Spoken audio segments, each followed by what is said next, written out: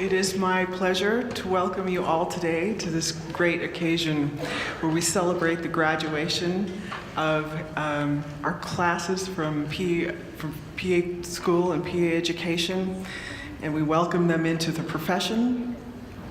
And we get to overlook the beautiful Salt Lake Valley, where we had the opportunity to educate them and learn just as much from them as we were able to offer them in the process of these 2 years. My name is Karen Mulatala. I am Program Director here at the University Physician Assistant Programs. And during the ceremony today, we are happy to celebrate the 2 years that the graduates have worked so hard in investing in the profession and the future of healthcare and primary care, in the health workforce in today's American healthcare. And if you'll notice, we have banners on both sides. I just want to point out. They come from the History Society. We're lucky enough to have them. It was a collaboration between the Physician Assistant History Society and the National Library of Medicine. They'll be on display here at the various hospitals at the health sciences centers for the next couple months.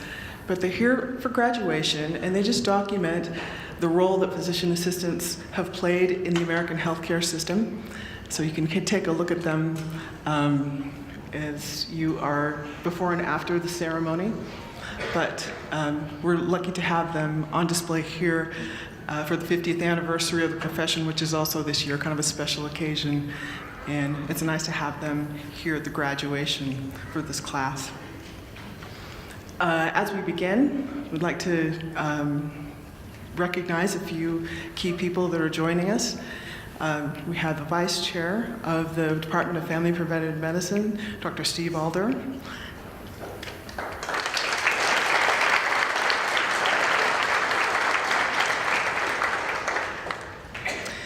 We have a new Vice Chair joining us, Dr. Susan Terry.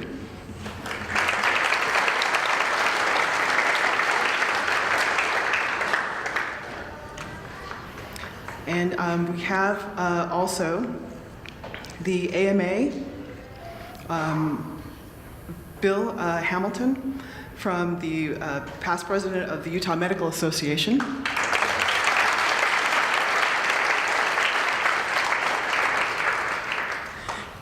Don and Kathy Peterson, who are from who are past directors of our PA program.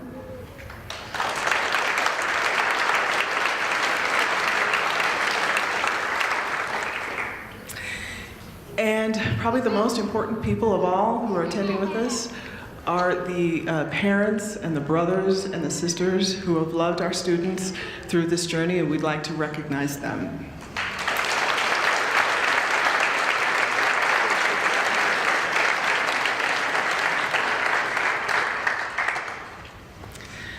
And we'd like to go ahead and get started with our introduce our speaker today, who comes from George Washington University. If you are a leader in PA education, you know this gentleman. He has been a leader in physician assistant education for the past 30 years. As a graduate from Yale University, he has been both a leader and of service to patients, to educators, to physician assistants, and to leaders for this 30 years. He's practiced in correctional, family, emergency medicine settings in New York, Alaska, North Carolina, and medicine. He has been a faculty at New York, City University of New York, in Harlem Hospital, Medics Northwest, and Howard University, across the country prior to coming to George Washington University 15 years ago, where he currently is a faculty member.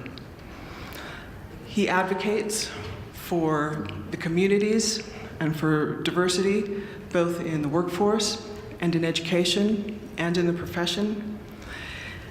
He's been, and continues both, as he is educating the future workforce, he continues to be of service to the community. He currently serves on the PAEA Board of Directors as Secretary and Treasurer. He has served on ARC-PA Review Accreditation for Physician Assistants Education, on the editorial board for Columbia Academy of PA, as a PA. He served on the ARC Review Commission for Physician Assistant Education as an editorial board member, and the Columbia Academy of PAs. He spearheaded major revisions leading to the current DC practice regulations, so he's very active legislatively, and many other activities that he currently is involved in. So I'm very pleased to welcome Mr. Howard Straker.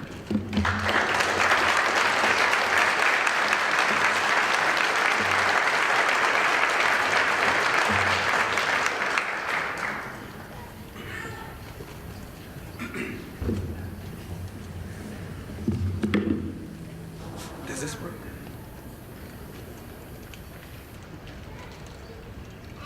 No. Hello? Okay. It doesn't work. It's working now? Okay.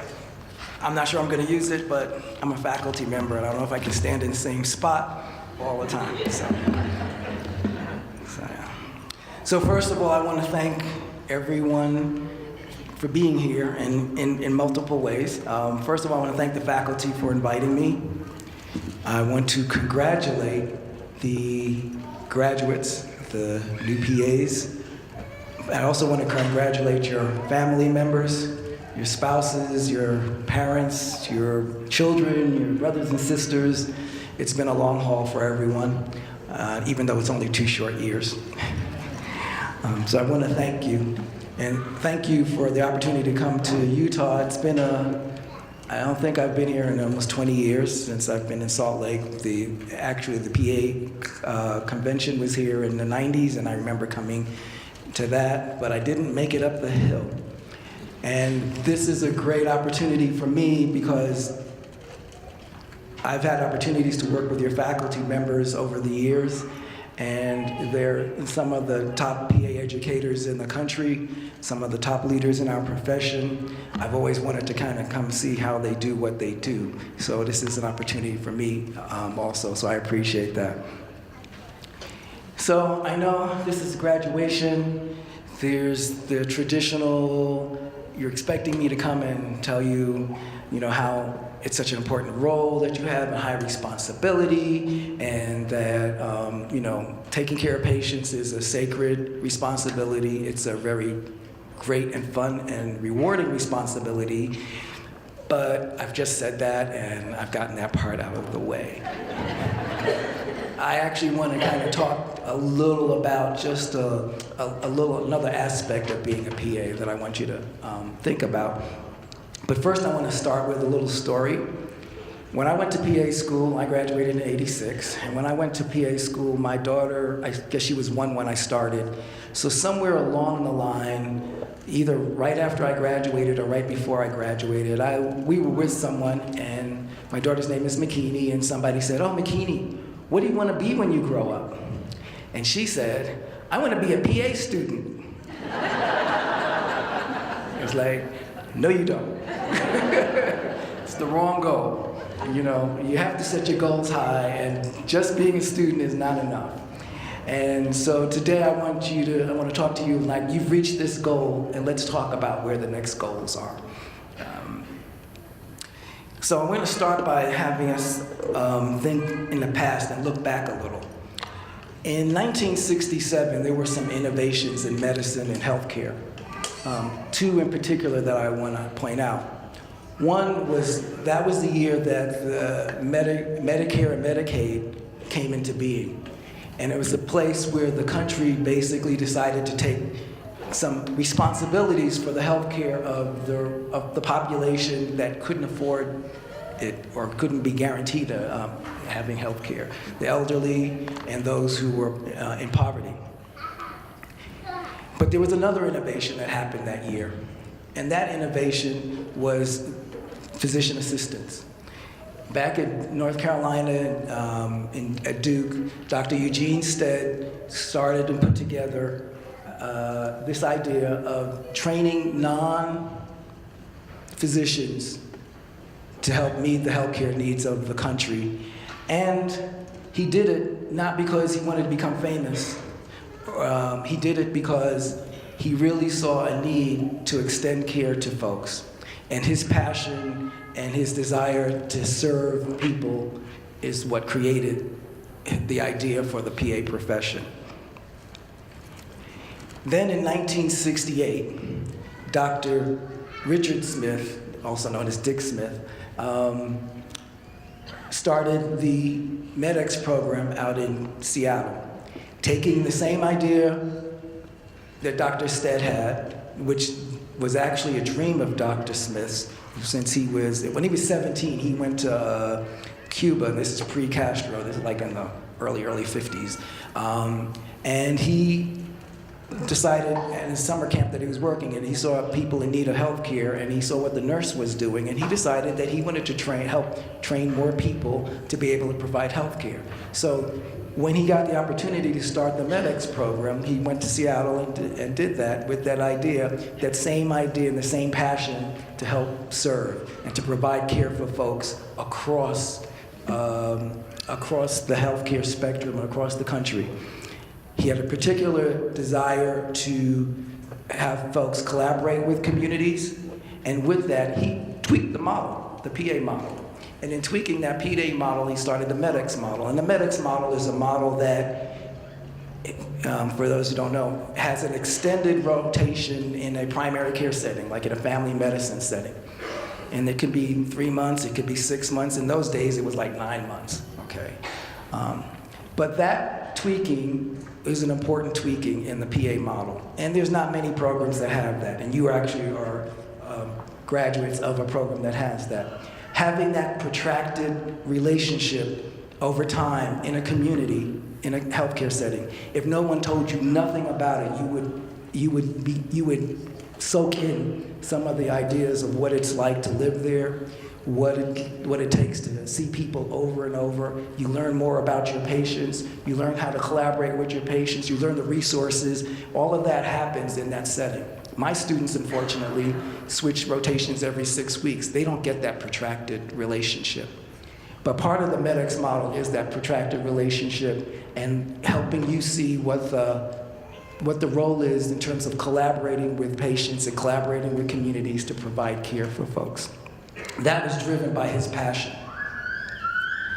Now, take that a few years later, 1971, Dr.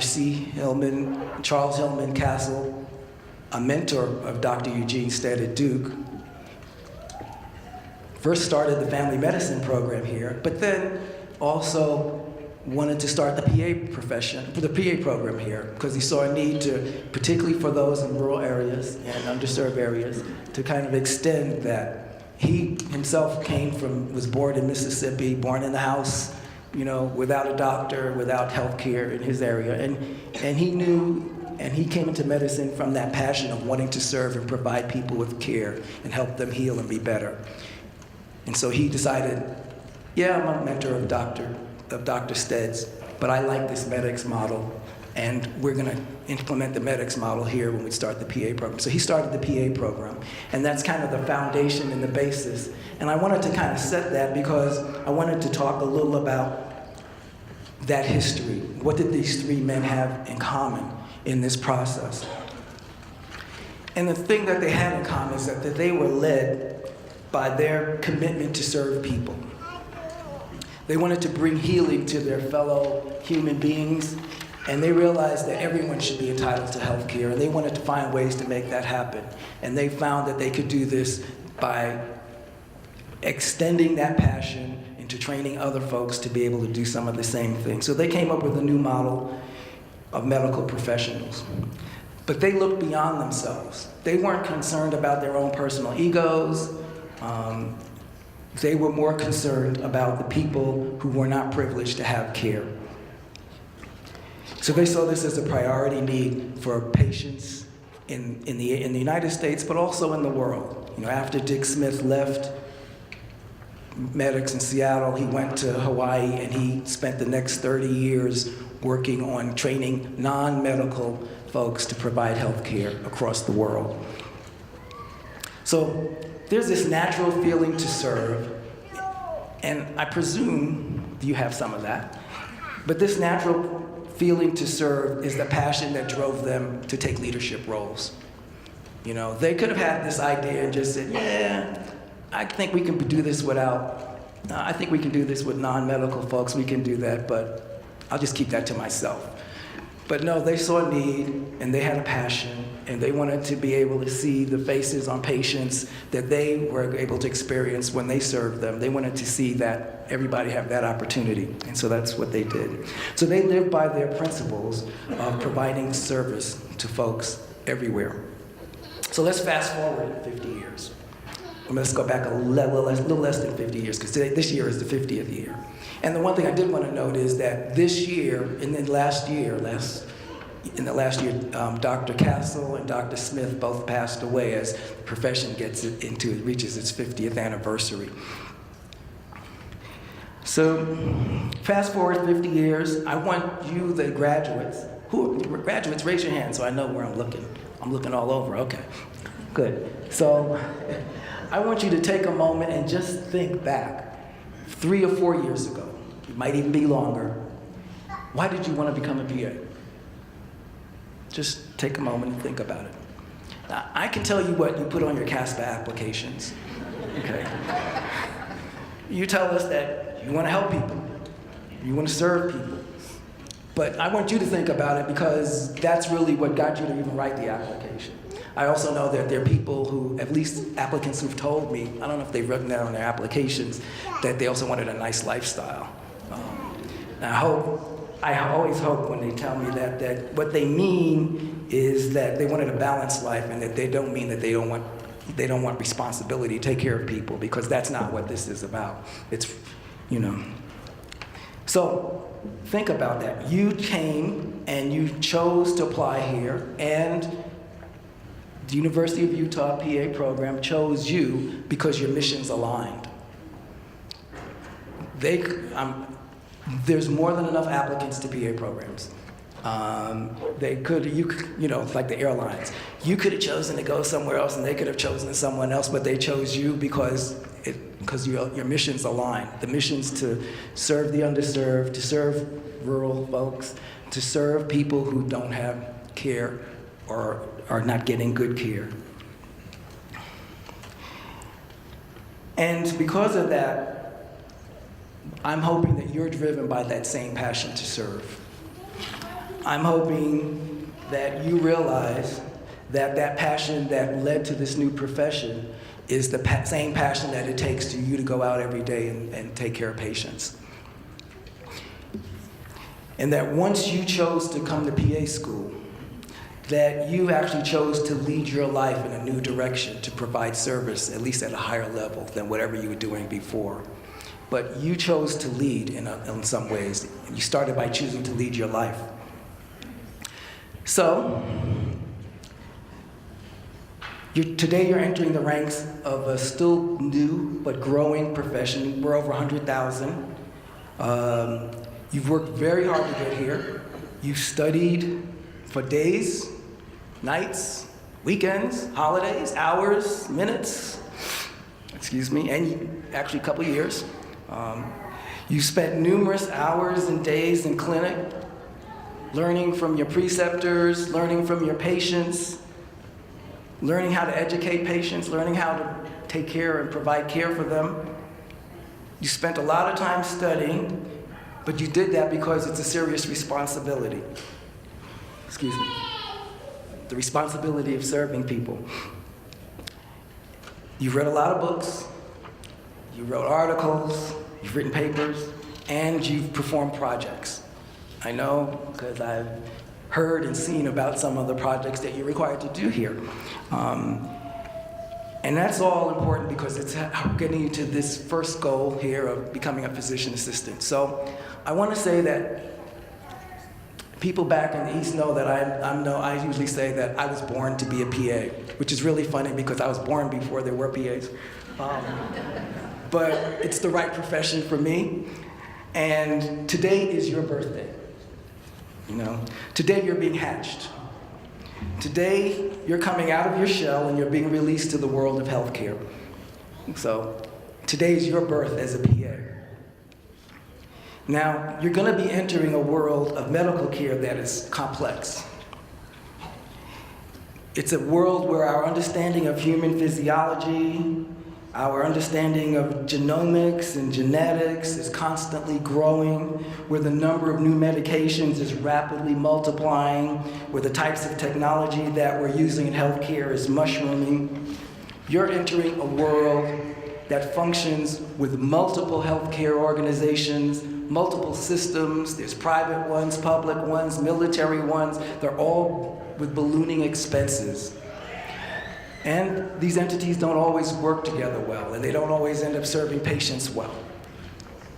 You're entering at a time when our country is trying to determine whether or not we should even provide, whether or not we should, and if we should, how we should provide care for all our peoples. But you're entering at a time when you're needed. You're entering at a time when you can help shape the future. 50 years from now, it's going to look different. And I'd like to think that you had something to do with it. Now, let's imagine some of the changes that will happen. I would like to think 50 years, but I can't. So I'm only going to go 20 years from now. Because I couldn't have told you 50 years ago that it would look like what we're doing now. When I went to PA school, there were 3 calcium channel blockers and 4 beta blockers, and you know, their medicines now. Matter of fact, the ciprofloxacin had just come out, and you had to get permission from an ID to use it, okay? And now we just use it willy-nilly for any old urine infection or anything else, right? So medicine has changed a lot. And so I don't know what's going to happen over the next 50 years because I haven't even lived 50 years as a PA. But let's think about over the next 20 years. I can tell you some things that are going to happen in your life as a PA. One, clinicians are now working for organizations. The day of the physician putting a shingle on the door and being a solo practitioner is really diminishing rapidly. And everybody in healthcare is clearly working on teams. Now, we've been saying that as clinicians for the last 50 years, partly because the day we graduate, we're teamed up at least with a physician. So we've always been in teams. But medicine is really changing where everyone is going to be working in teams. And we're working for organizations. It's like practices are being brought up by organizations. And so that's a new dynamic, a new whole idea of thinking of systems that we're going to have to start thinking about. You'll use technology more to make diagnosis and treatment conditions. You'll use digital communications a lot more than I ever will have used it. But your medicine is going to be more patient-centered, more person-centered than it has been in the last 50 years. You're going to be making clinical decisions on patients using more data than was ever imagined. Okay? You're going to have data from the patient's genetics. You're going to have data from various physiological data points that either you're going to measure or you're going to arrange to have being measured. You're going to get data from the new understandings we have about physiology and its relationship to the physical environment. And then you're going to use the data that you get from your patient and your community about the patient's social condition, and you're going to have to pull them all together to help you make some decisions. You're going to be evaluating evidence. Yeah, I took that class too. You're going to be evaluating evidence to make the best efficacious and quality treatments for your patients. But you're also going to be assessing your own individual practice. How well am I doing? Not just I saw this patient, I'll reflect on it, but you'll actually have data that you can look at to say, what am I doing with my personal patients? What is our practice doing in terms of our quality of care for our patients? And you'll have data to look at for that. So healthcare in your lifetime is going to be this cyber social system thing that I'm just trying to imagine what it's like in 20 years. I can't tell you that. I can see evidence of it starting to happen. It's going to be different, you know.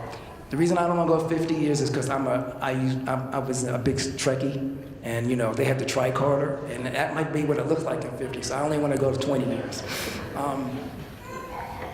But it's going to be a network of people and institutions and organizations, and your continuous learning. You know, you heard how you've joined this profession, and you're going to have continual learning.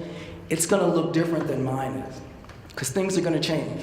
They're not just going to change in medicine, but they're going to change. And you're going to be learning in that process to make it work, because you're going to be doing it for the benefit of your patient. So from what I can see with all of this, unfortunately, is we still might have some gaps in terms of quality for who, there'll be folks who don't get quality care, that some people may not have access to or have the best quality of care. Right now, rural counties and rural parts of the country have problems just having the proper internet access. So if that's the way care is given and communication and data is happening, those of us who are practicing in rural areas are going to have problems.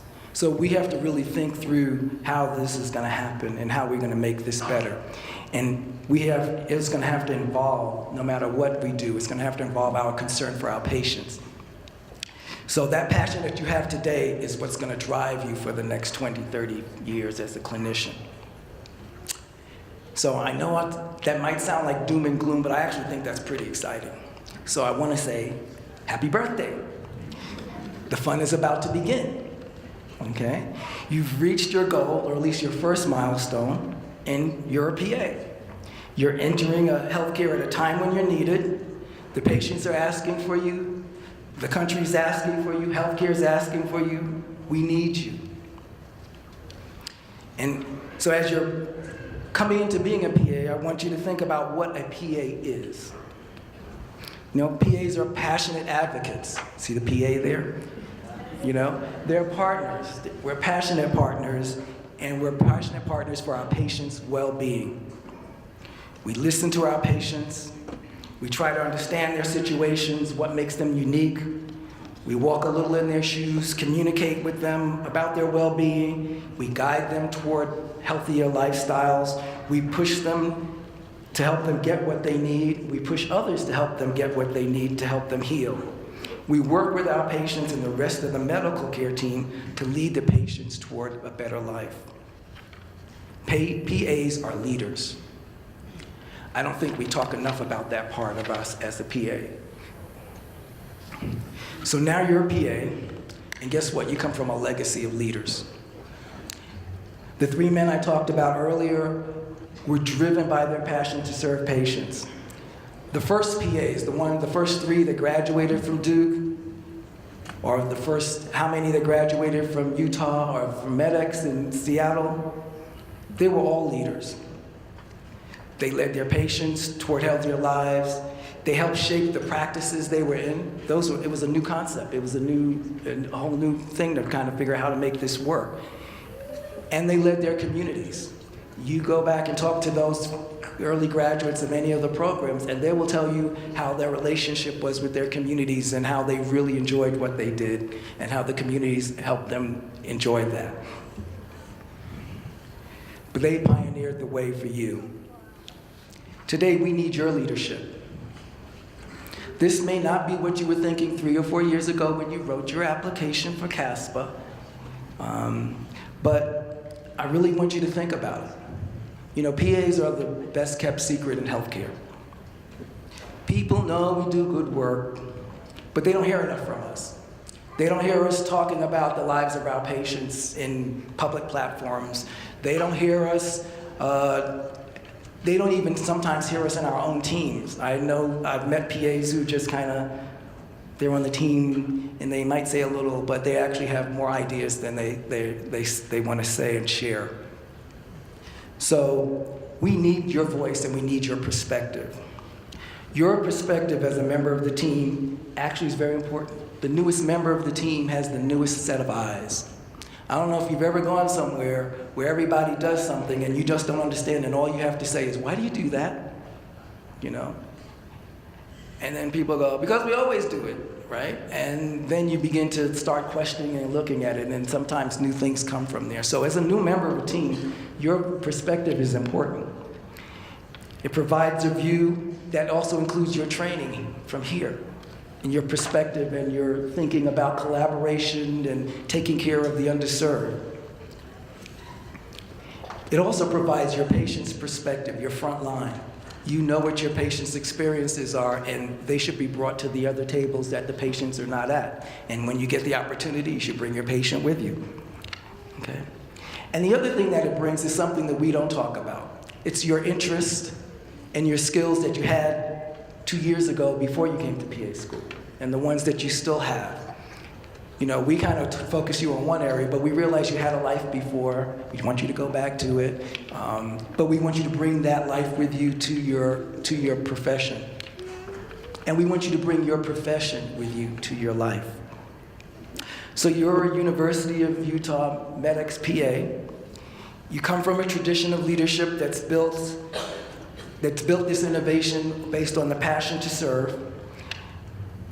Your faculty are known nationally as leaders, okay? I've had the opportunity to work with a lot of your faculty over time.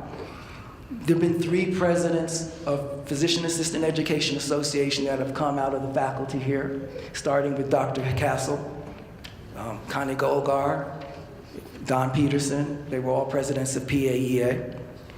Not only did they build on the practice and education of PAs, but they placed PAs at healthcare tables and conversations that PAs weren't present at before. Don Peterson highlighted the importance of PAs being researchers and also being the subject of research, so we can kind of show what we do and have evidence for it. He founded the Journal of, and was the first editor of the Journal of Physician Assistant Education. He helped facilitate PAs being leaders in their communities when he, through his work in the PA Foundation. He was the former president of that. Jenny Coombs has continued the leadership down the road in research. And she's also joined by Virginia Valentine.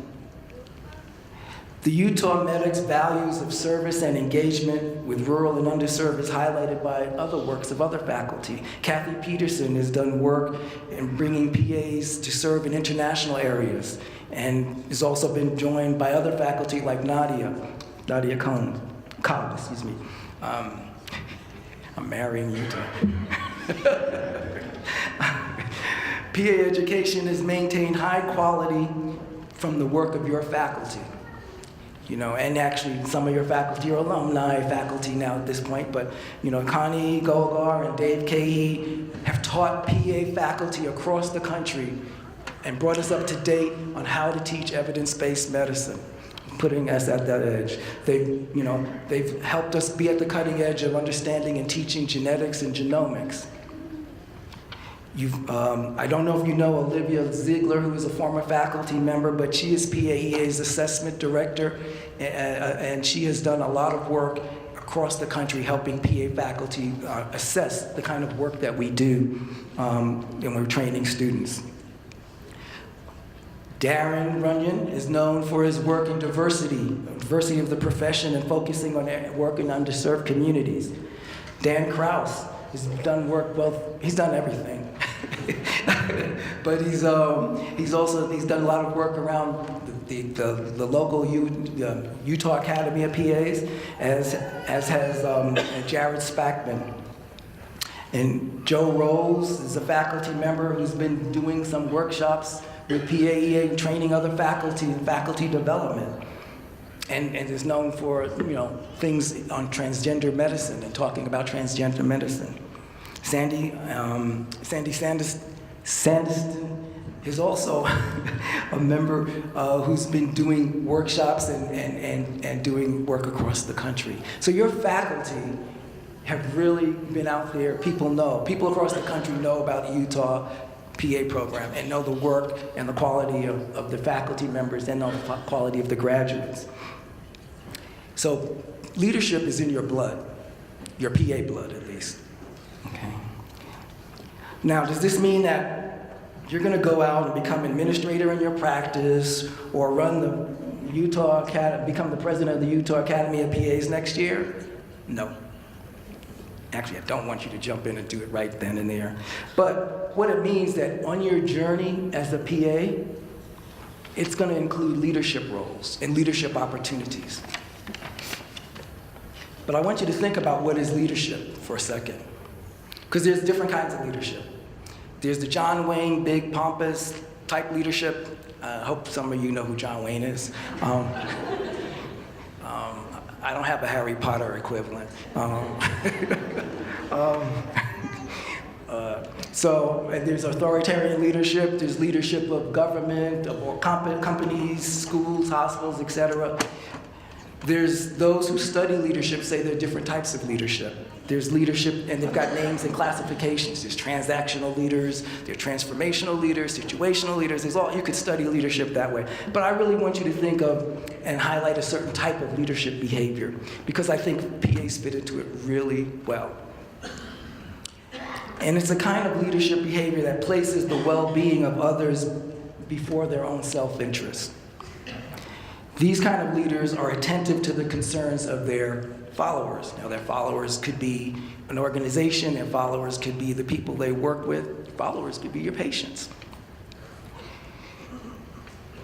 These leaders place a value in interdependence of the team, and they care for their team members. They help nurture and empower their followers.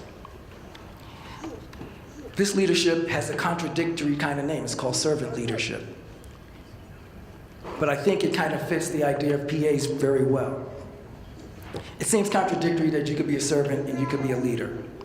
And the idea of it comes from a story from Herman Hesse, who wrote a book called Journey to the East, or I suddenly don't remember it. But the idea in the book was there was a team of people going on a trip to a mythical country in the East. And as they were going, they took their servant with them, and this servant treated them well, you know, took care of things for them, made sure things were cleaned up, did all this stuff, help them stay on the path and stay healthy and do those things. And the servant got lost and disappeared. And they realized they couldn't go on, and they actually stopped the journey because they suddenly began to realize that the servant was leading them, and they didn't realize that. And I think this kind of fits into PAs because when I looked at the characteristics that researchers have shown are the characteristics of servant leaders, they sounded very familiar. Listening. They listen first. Empathy. They attempt to see the world through other people's eyes. Healing. They care about people's well-being and try to help them have a process toward healing themselves. Awareness. They're aware of the context and the physical, social environment that things are taking place. Persuasion. They try to persuade people into things. Stewardship. They take responsibility for managing the people that they're working with. And then build community. They foster a sense of connection with people by valuing others. And these seem to be what we do when we take care of patients. And so having that passion and doing this for patients, it's kind of easy, though it seems like a leap, to then take it to another place outside of the patient encounter in the exam room. But these are things we do as PAs with our patients.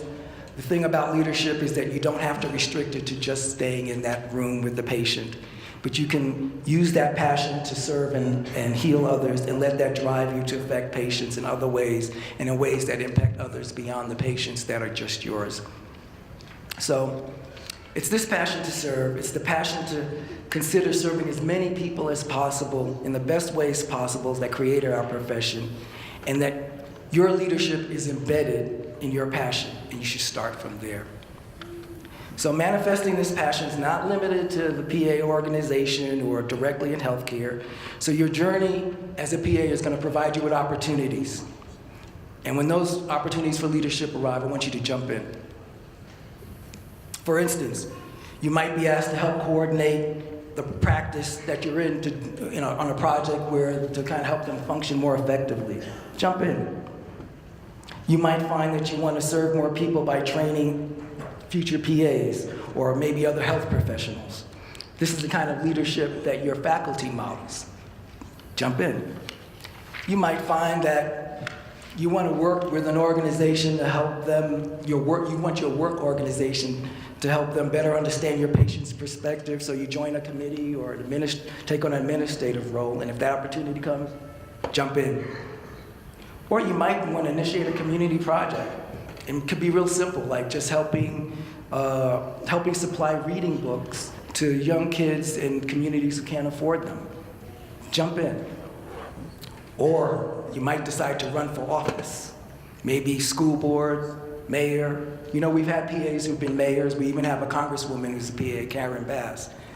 Jump in. Don't start by just jumping in maybe for Congress. Maybe you want to start a little lower. But if you want, jump in. You might want to just talk with your legislators to advocate for things that are going to improve your patients' lives. Jump in. The point is that we actually need you, and your patients need you in multiple roles. And I want you to think about that. We need PAs to mentor a diverse community of applicants to PA school, so we can make our profession look more like the country that we're serving. We need PAs to run and even start nonprofits, to launch social media campaigns, to even develop apps. These are all areas of leadership that you can think about doing. These are their needs, and their opportunities out there are great. Just have to be open to it and jump in. So today, as it's your birth as a PA, as you graduate from the Utah PA program, you're now part of a legacy with a mission to serve quality care for all. You're part of a legacy of leadership. This is not just a job, it's a career. It's a journey, and in this journey, you'll have opportunities to make change and to make the world, your world, no matter how small or large, a little better. Seize those opportunities. If you seize them, you will grow. Your career will grow, your patients will grow, we'll all grow. And actually, that's what birthdays are for. They're to acknowledge your growth. So I'm happy to welcome you as a colleague. We were all born to be PAs, so happy birthday. Thank you.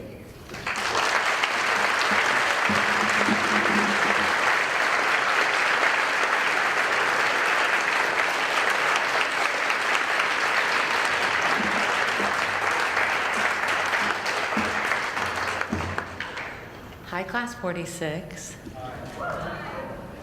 My name is Virginia Valentine, and I have the honor to be an Associate Director here at the PA program.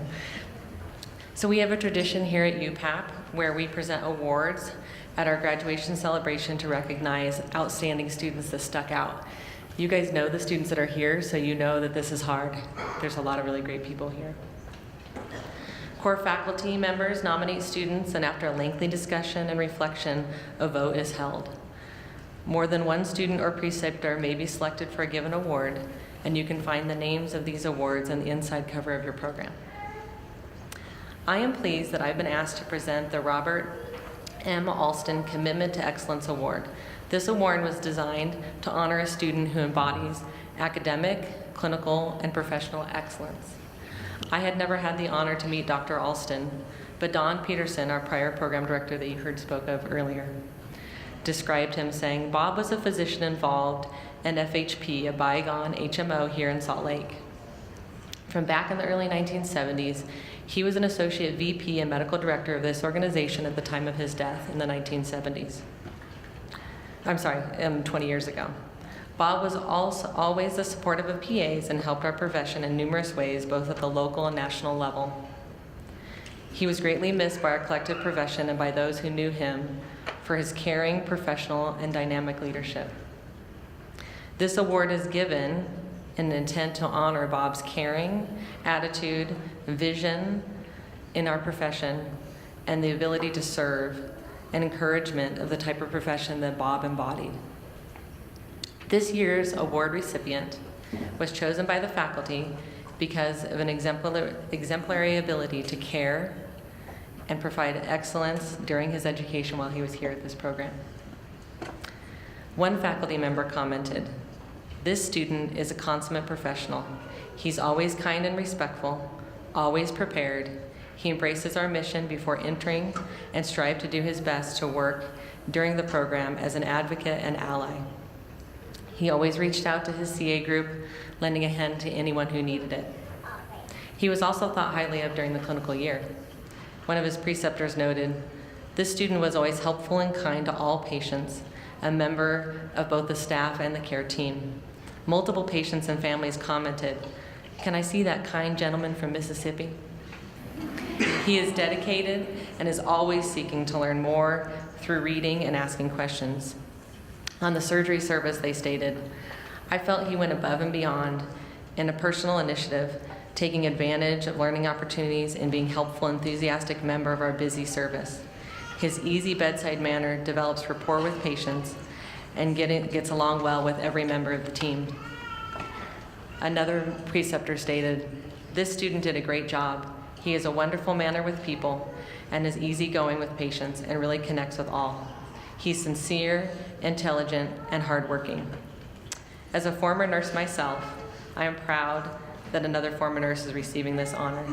Please join me in congratulating Rick Stevens.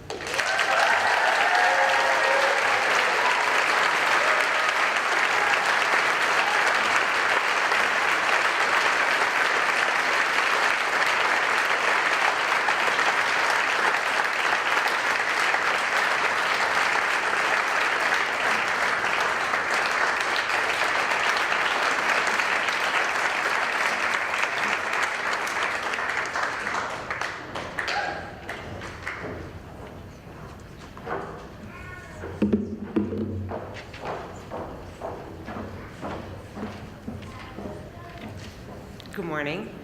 Welcome and congratulations again. I'm Jo Rolls, and I have the great honor of presenting this next award, the Jacqueline Marie Urban Leadership Award. This recognition is awarded to a graduating individual who displayed outstanding leadership while a student at the University of Utah PA program. Jackie Urban, for whom this award is named, was a leader for her PA class, MEDEX Class 12. She later went on to medical school at the University of Utah and completed a residency in general pediatrics at the University of Rochester, where she continued her leadership activities. While in residency, Jackie contracted encephalitis from one of her pediatric patients. The disease left her with significant neurologic sequelae, or effects, that affected her vision, hearing, and it also left her with very severe post-infective headaches. She demonstrated great courage and dedication while continuing a pediatric practice here in Salt Lake, despite these challenges. She was an inspirational leader to all who knew her.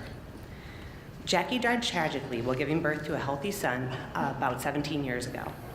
Soon after this terrible event, the UPAP classroom in Research Park was dedicated in her name, and this award was created to recognize those who emulate the leadership skills Jackie Urban possessed. This year, we would like to recognize a student who has contributed greatly to her class by providing excellent leadership. She was a great role model and a strong leader in her class in the role of vice president. She was a quiet champion for her classmates, a leader at the care fair, an organizer of the Habitat for Humanity service project, and was truly dedicated to volunteerism and to leading her peers. We look forward to seeing the impact that she has as a leader in her future endeavors. The recipient of the Class 45 Urban Award for Excellence is Kelly Dally-Wolf.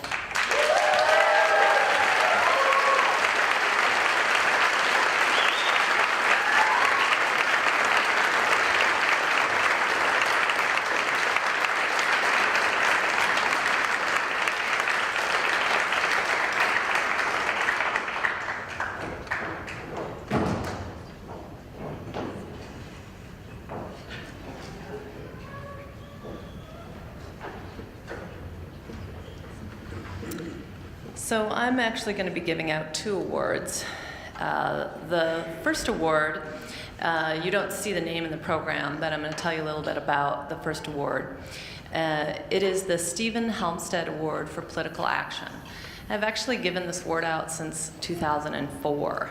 And this award is given to a student who has been involved in the political affairs at the Student Academy and involved in the Utah Academy of PAs. Steve Helmstead was a graduate of UPAP class number 2. It was then called the Medics Program. And he was a Special Forces combat medic, just like in our combat medic sculpture, if you've seen that over at our program, in the Vietnam War in the late 60s. And he was highly decorated for valor. He then moved to New Mexico, and he became the first formally trained PA to live in that state. This year, the award is being given to 2 people. Both people have exemplified leadership and involvement in the profession. I am confident that both will be strong advocates for the profession. I'm going to tell you a little bit about one person, a little bit about the other, and then I'll announce both their names and they can both come up. So the first student was very passionate about primary care and heavily involved in primary care progress. She contributed greatly to our Nepal elective and really enjoyed getting to know her better. The second student was heavily involved in the Utah Academy. She was in the House of Delegates. She was in the AOR, and she was really my general go-to person. So when I had to call somebody to help me get students registered for a review course, I called her, and she was at my house at 5:30 in the morning. That's just the kind of person she is. She has 5 children. She lives on my block. It's an awesome block.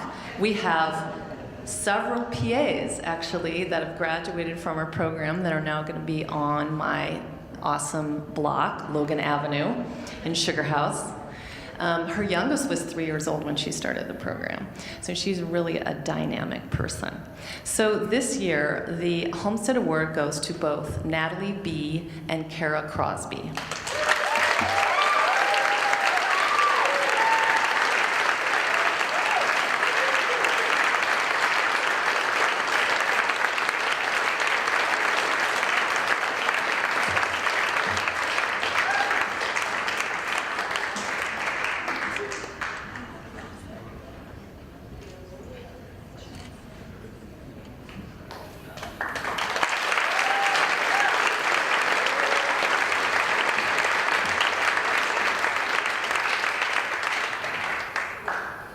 So the next award is in your program. It is the Community Service Award.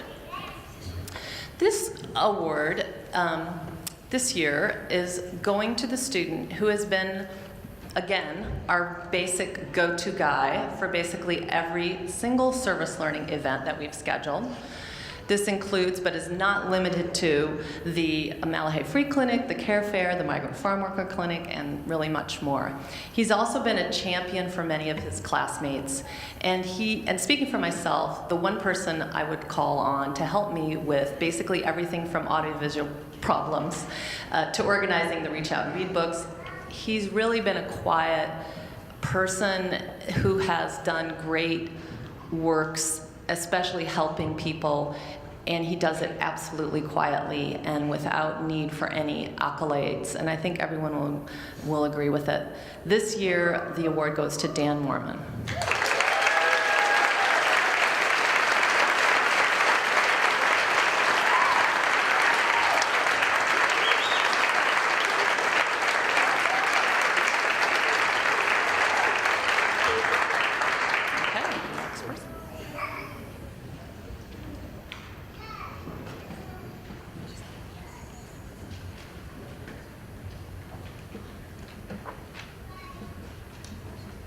Good morning and congratulations. My name is Darren Rucci. I am the Director of Inclusion and Diversity.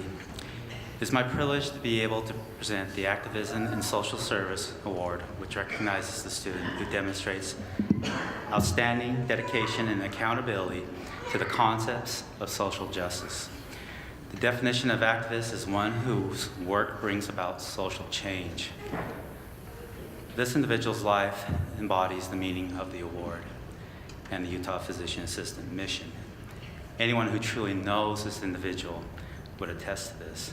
They have demonstrated this character throughout their time with us. During their education, they were involved in organizing activities that included suturing with high school students, outreach to the women's shelter, the Midvale Clinic Health Fair for refugees, the LGBT training class. Although this individual is very quiet, this is misleading. As a classmate stated, and I quote, "Their humble upbringing largely shaped her passion for those who are underserved and is not afraid to speak up for any injustice, inequalities that they experience or have witnessed. Having the courage to overcome complicity in the stressful times of PA school and stand up for their fellow students, patients, and community is a characteristic they possess. Seeing with a key lens the needs of many is the fabric of this individual. They developed this throughout their lifetime. They were the voice for their immigrant family and witnessed firsthand the difficulties many without privilege must endure. We're greatly appreciative of this individual's effort, as the true meaning of service, activism, and compassion are not easily taught. Furthermore, without a doubt, their career as a PA will center on improving the health of the underserved and deconstructing the systemic factors that have created the health disparities found in many of our communities. This I am confident they will do. It is the fabric of their being. It is inescapable for them. I believe she'll be an advocate for those without a voice for a lifetime. We are privileged to now be able to call her a colleague. But Alba Trejo, please come to the podium and receive her award.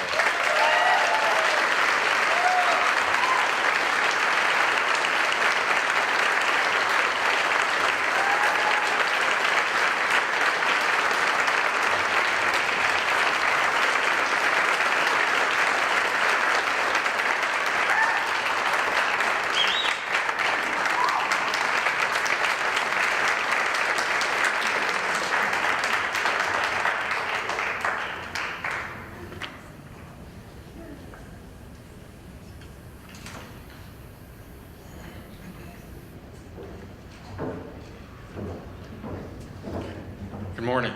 My name is Dan Krause, and I'll be giving one of the Preceptor Awards. Hi, everybody. My name is Amanda Maloney-Johns. I'm the Director of Clinical Education, and just want to extend a huge congratulations to Class 46.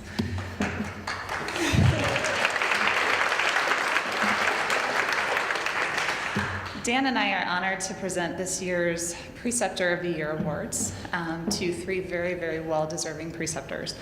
Our clinical preceptors are really the backbone of clinical training. They're generous enough to open up their practices and their patients so that our students can learn to be effective clinicians. Preceptors are some of the most influential teachers that we have at our program. The clinicians our students become are really a culmination of the clinicians who taught them.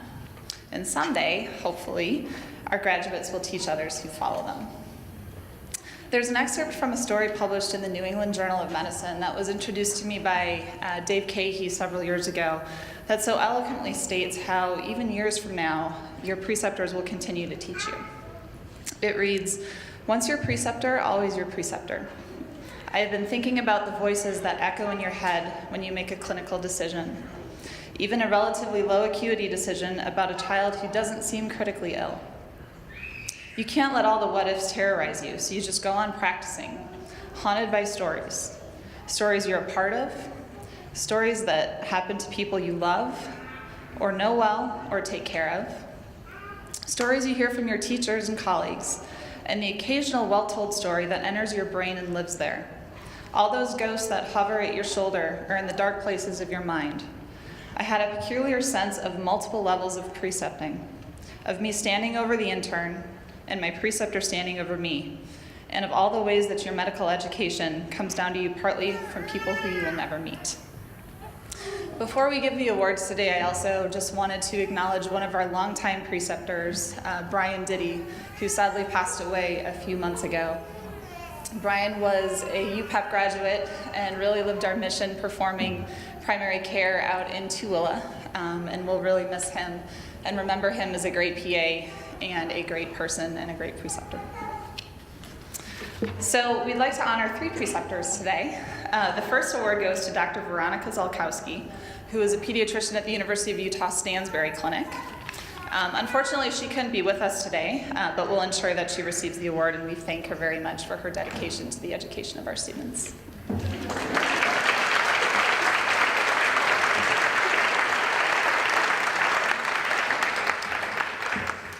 Our next Preceptor of the Year award goes to a phenomenal group of clinicians and educators. Collectively, they work with our students at the community clinics in the University of Utah system. Not only do they ensure that our students receive a quality education, but they have been an exceptionally generous group in their commitment to educate any Utah PA student who has an interest in urgent care. A few quotes from students who completed the rotation this year. All of the preceptors I worked with showed great compassion and caring for their patients. I was shown many examples of how to handle challenging situations and conversations with respect and kindness. Every preceptor I had went out of their way to point out key education points, both in knowledge and practical skills. I was always treated with respect and professionalism. I was never belittled or diminished in any way. I felt as though I was part of a team rather than a student. And then lastly, what a great rotation. All the providers were helpful in answering my questions and helped make this an excellent learning experience.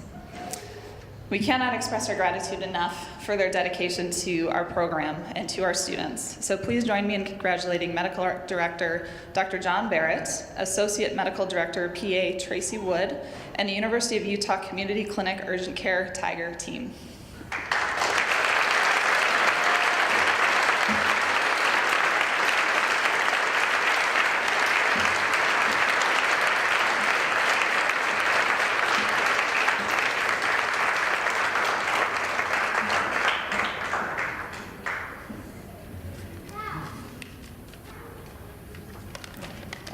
And it's my privilege to give the second outstanding primary care Preceptor of the Year award. The recipient of this award worked with our students almost every year since graduating in 2006 and in multiple capacities, not only as a preceptor but now as a tutorial leader for the Wednesday small groups. He drives 80 miles every Wednesday to help teach our students. He's worked in family medicine in rural Nevada and now rural Utah, and he is indeed walking the walk of the mission of the Utah PA program and is a fantastic mentor for all of our students. And here are a few quotes from students' feedback. Duke goes out of his way to provide constant feedback, positive and negative, in a balanced way so as to simultaneously affirm and challenge you. Duke is a consummate professional, and more importantly, I can't imagine a more conscientious one. Duke has been an excellent preceptor and has given me very constructive and useful feedback.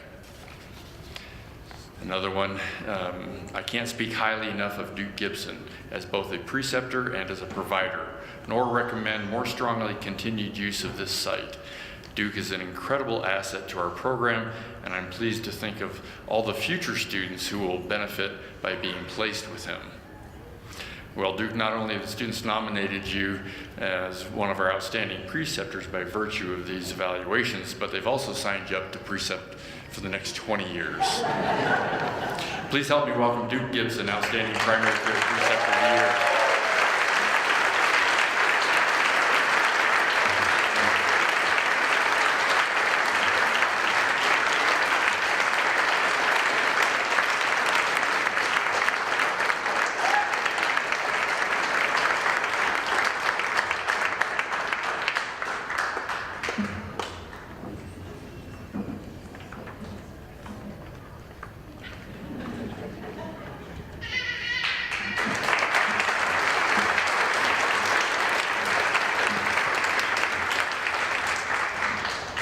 I'm going to hijack the microphone for just a minute and quickly change hats. Brad Pace, the Executive Director of the Utah Academy of Physician Assistants, was unable to make it today. So as President-elect for the Utah Academy, I'd like to extend our heartfelt congratulations for a job well done, and we'd like to welcome you to the PA profession. Wherever you end up, please become active in your state PA chapter so that you can help mold the profession for the coming years. And as Howard says, jump in. Remember, if not you, then who? Thank you.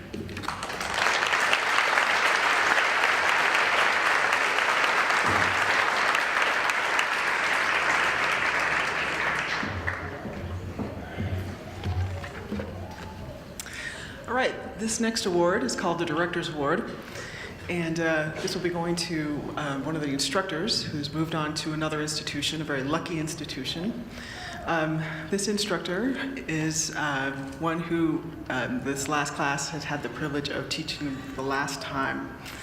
This instructor joined us in 1996, teaching anatomy, and she came from the College of Nursing, taught anatomy for years, moved into physiology, developed modules, and taught consistently and well for many, many years. Now, for those of you who know me, know that around about 2007, I went over to Australia to start a physician assistant program over there. And I had to beg, steal, and borrow to get some of the curriculum done that I needed to get done. And over in Australia, out in the rural areas, they some of them got their primary education on the AM radio. So distance learning isn't foreign to them. So I called over to UPAP to see if anyone could help me with some of the instruction, and this instructor was willing to help me with some of the physiology classes.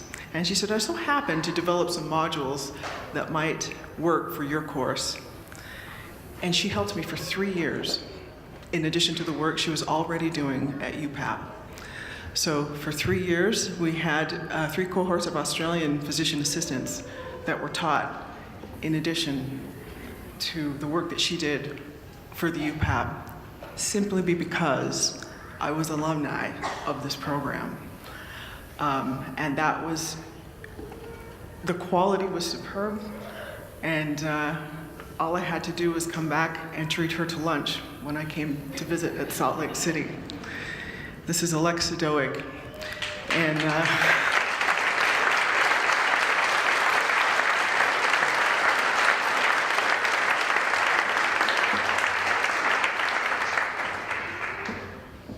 this is the award she'll be getting. We'll make sure that she gets it safe and sound, but New Mexico State is awfully lucky because she's a wonderful leader and a wonderful instructor, and we will miss her, but we are glad that she's going on to do wonderful things at New Mexico State, so congratulations to her.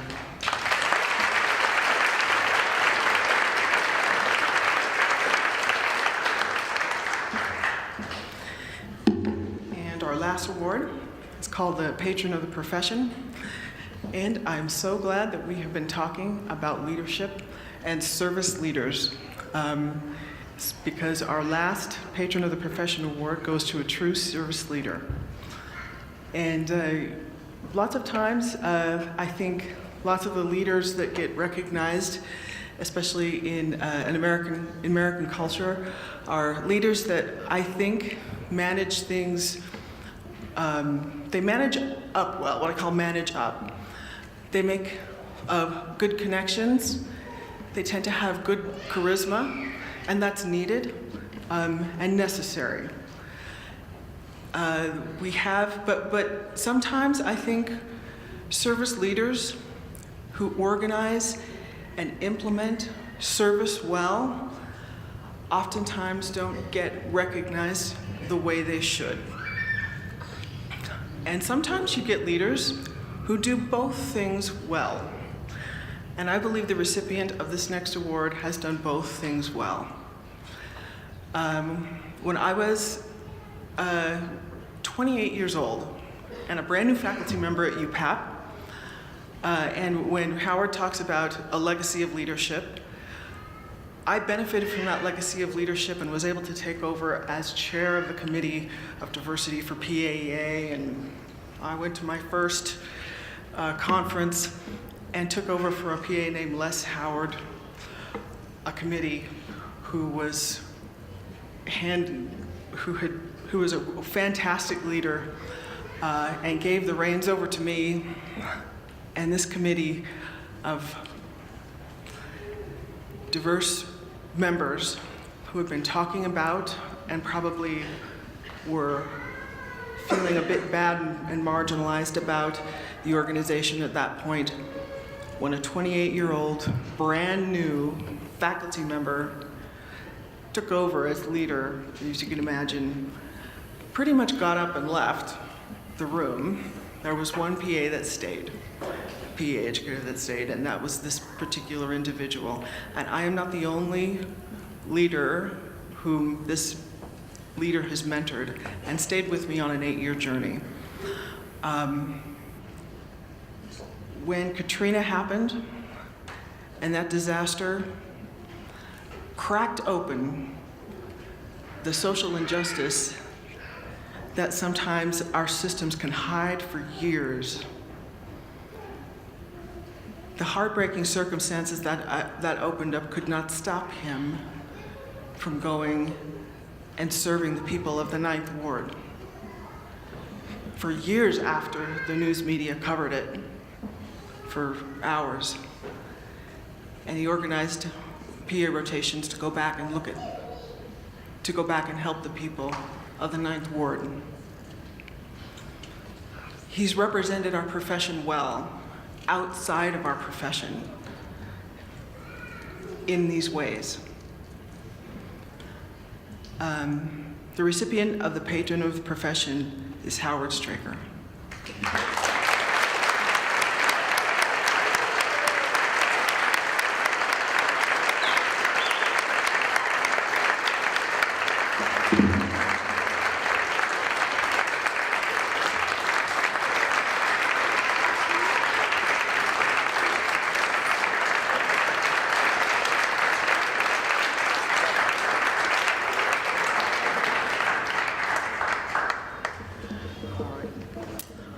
All right, so next on our agenda, we have the Class 46. We'll have some presentations to make. Then that will be followed by some comments by Bill Hamilton. And then we'll have the presentation of the class certificates of the class. And we'll proceed to that point.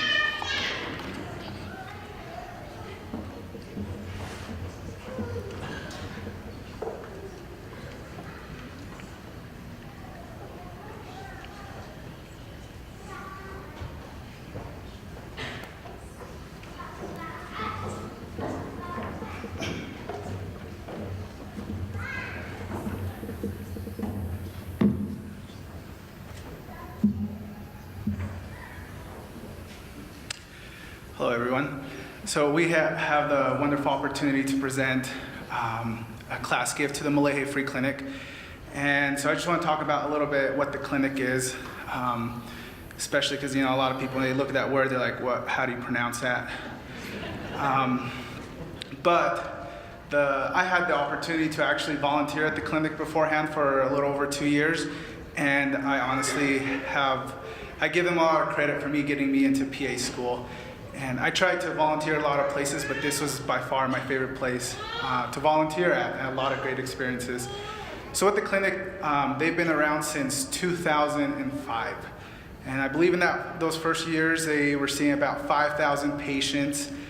But now, I think they're close to 20,000 or so per year that they're seeing. The Malahe Clinic was established to provide care for the underserved population of Salt Lake City. So basically, anyone that did not meet or were under the poverty line, I think it was 150% the poverty line, or did not qualify for Medicaid or Medicare. So the clinic, when it opened its doors, and obviously we know that Salt Lake is a very diverse community, so they serve mainly, I would say, Hispanic populations, but also people from the refugees from Africa or from the Middle East, Asia, and obviously the people that live here in Utah as well that are not from those countries. The Malahe Free Clinic, they're not like their main goal is to provide health maintenance and to teach these patients and to educate them. But that's not going to be the case every time. So the services are mostly basically everything except for, they're not like an emergency room or urgent care, nor they provide, I believe they do provide actually women's health, but not like prenatal care. That's what I was trying to get at. So basically everything else, from the labs to well checks, immunizations, and all that. They are mainly run by donations. I believe it's 95% donations. So anything that they get is just from stuff like this to help them, because they have a very small staff that is paid. It's mostly volunteers. And their services are invaluable to them. The volunteers include providers, nurses, interpreters, and healthy living educators, and so on. So I am grateful to have been able to help the clinic and to have been able to be part of that. And I hope that in the future I can give back to them as well. So thank you.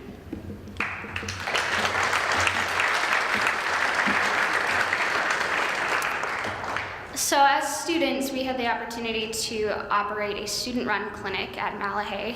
It ran every other Thursday night, and Tasia, Gil, Isaac, and I served as directors for that clinic, so that's why we're speaking to you today. For many of us, the first time we ever saw a patient in real life as a PA student was at this clinic. I know a lot of us were terrified.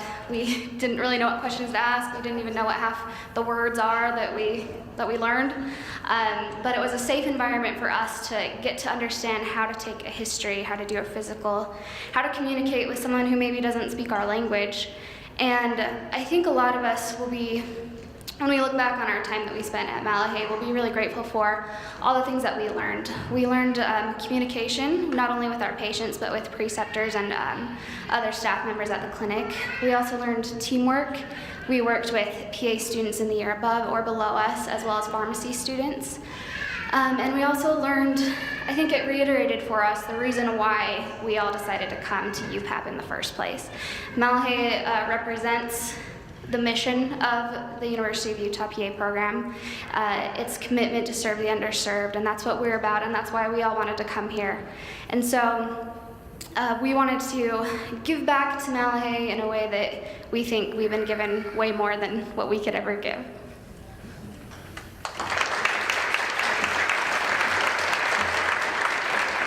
And so with that, throughout the last 27 months, our class has been doing various fundraisers.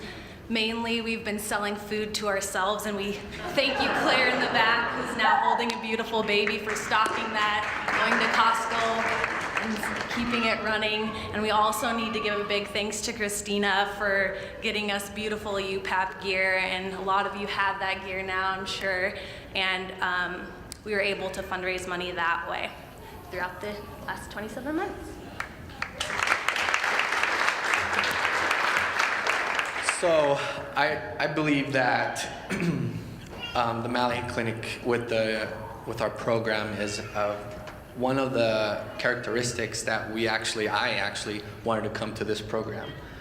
We were able to actually be really a big part of that, and I'm very thankful for being in this opportunity right now. So whenever I'm gonna introduce the director for the clinic, and we want to present to her a check of a donation that we want, but she always tells us, the UPAP program, and also anyone, that it's not just the money, it's more of our time. And so I know that with our class, I can say that we will definitely want to have and also give some of our time to the clinic. And I think that's the most important part, is actually as PAs that we can actually go and give some of our time back to what has given us a lot. So I just want to introduce Jeannie Ashby, the director of Malahay Clinic.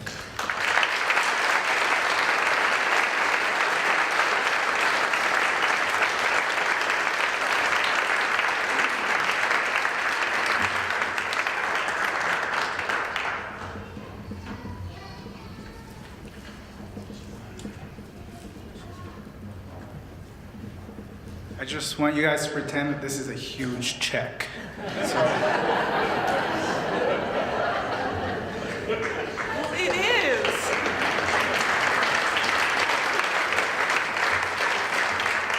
I just need to say thank you to the PA students for their participation at the clinic, for everything that they give us. This is amazing that you guys went to so much work to support us. And like Gil said, you all know what I really want. And that's 4 hours a month for the rest of your life. Now they have the fancy letters after your name, okay?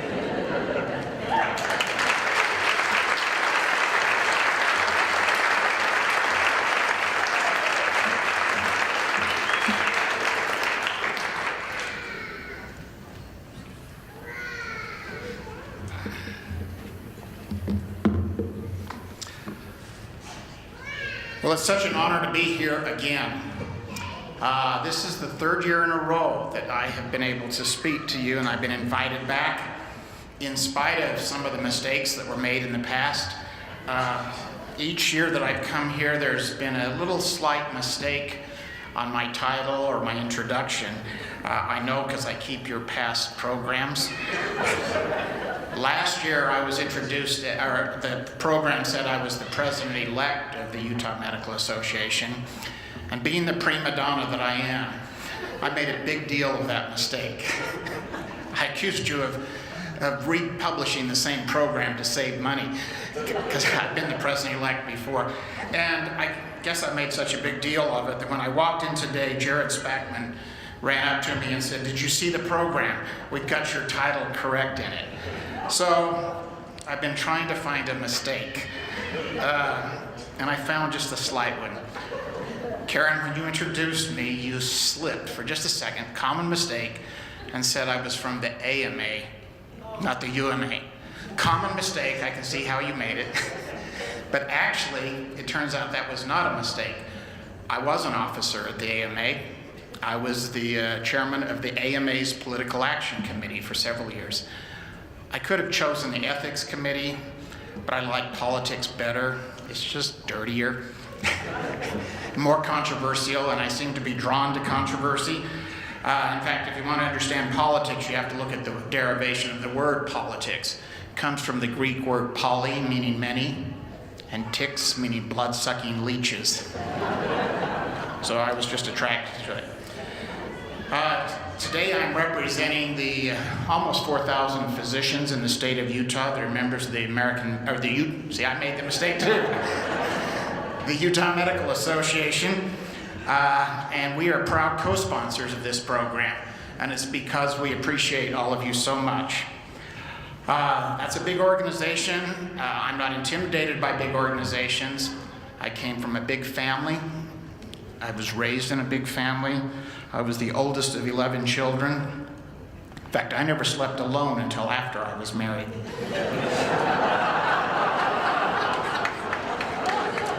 So let me just say, you have a bright future. I'm an optimist. When I decided to go into medicine, I was a senior at Dixie High School in St. George in 1971, and I asked one of what we called general practitioners back then, GPs, should I go into medicine? He said, no, it'll be awful by the time you get out. Well, I didn't take his advice, and I'm really thrilled that I did. That I didn't take his advice, and I did go into medicine. Yes, there are things I would change. I think we have too many burdensome regulations. There's too much inefficiency. We work sometimes too long of hours. There are politics involved, turf battles, both between specialties and professions and within them. These can be exasperating, but I'm so glad I chose this profession.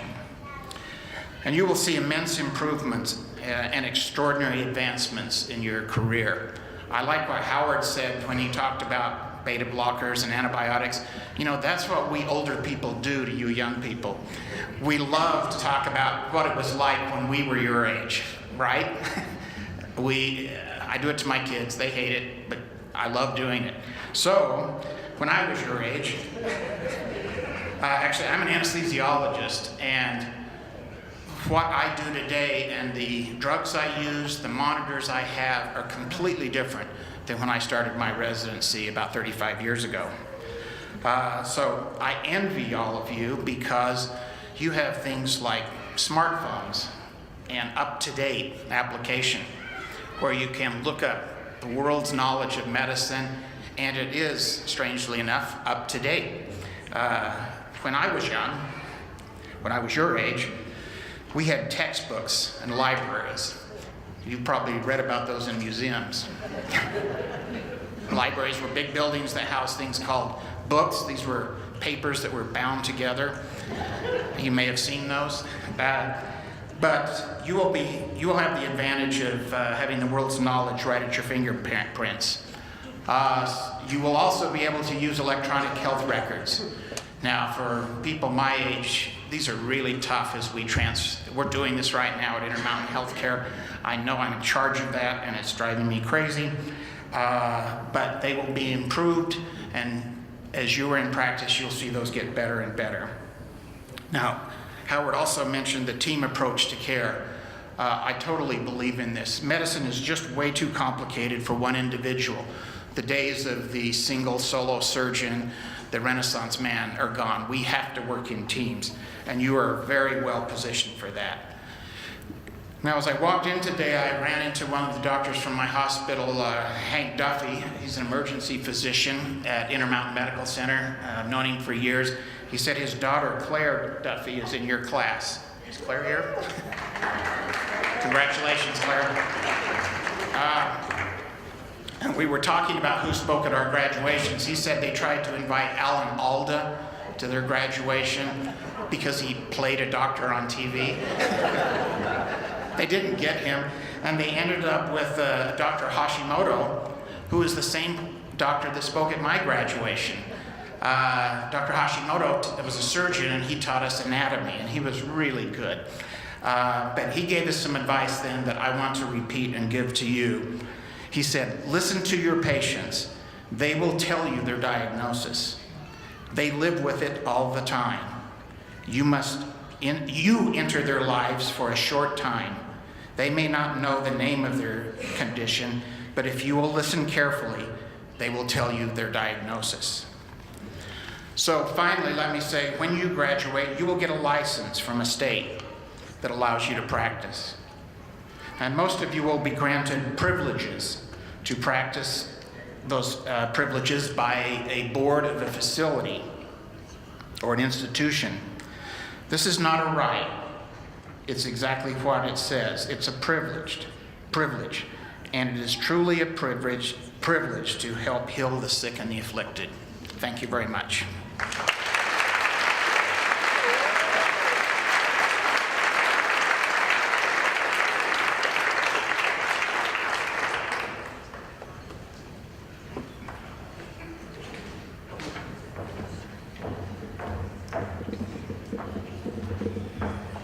Good morning, my name is Jared Spackman. I'm the Associate Director of the PA program, and now for the part that you're here for, which is to honor the graduates.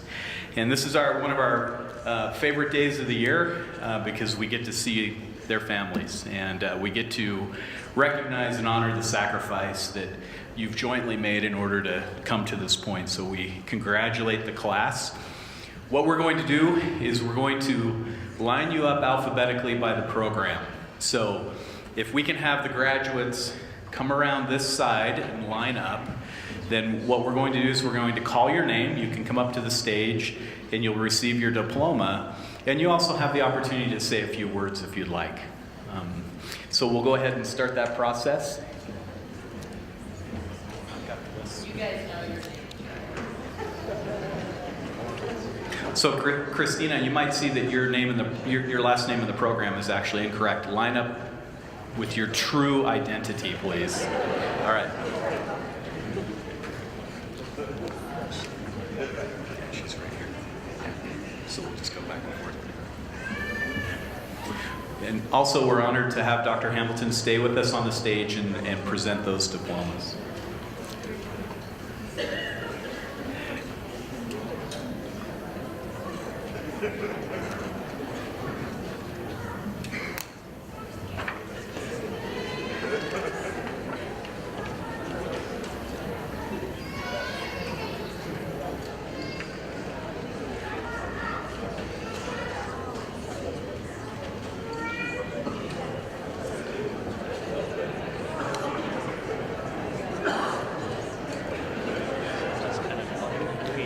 The folks at the end of the alphabet are forever bitter about this.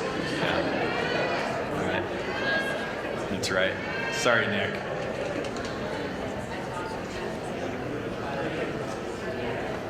All right. Without further ado, Adam Bagley.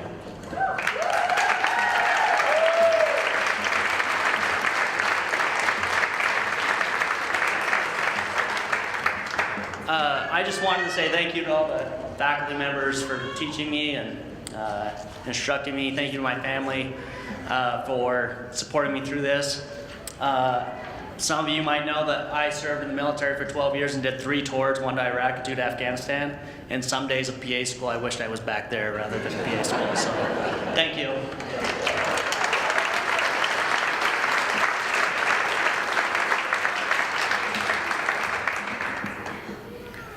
Natalie B.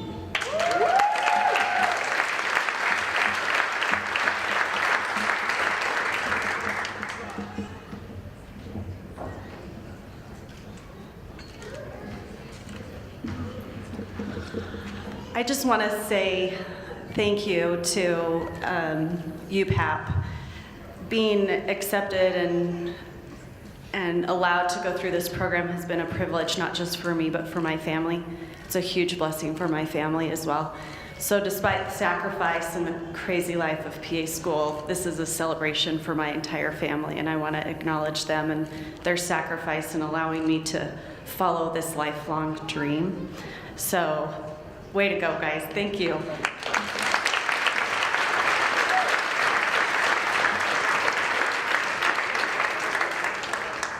Candace Bielik.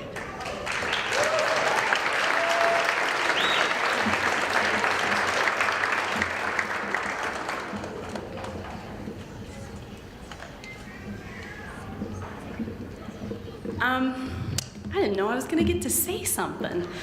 But I want to thank my family and thank them for getting me through. I wouldn't be here without you. And I love you guys. And I want to thank my classmates because you guys were my family as well. I didn't get to pick you just like family, but I love you. And you all have taught me something very important throughout the way. So thank you guys.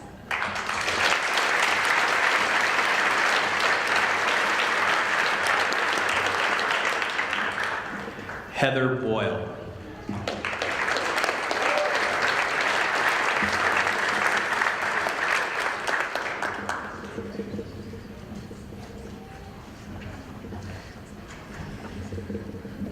I think the hardest part about today was putting on my shoes and my dress. It took a lot of effort, so I'm grateful to be here today.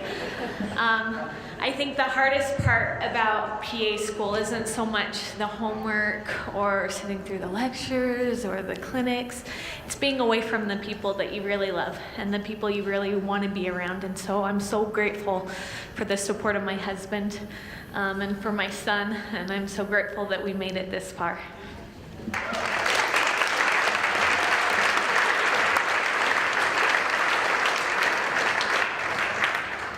Catherine Carr.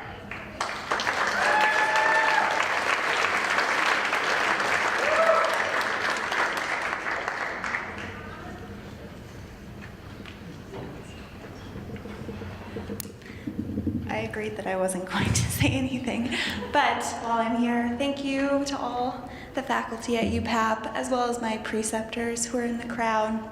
I really appreciate you. And then my family back there in the back, they've supported me through this process, and I really love and appreciate all of you, so thank you. And of course, you guys. Thank you.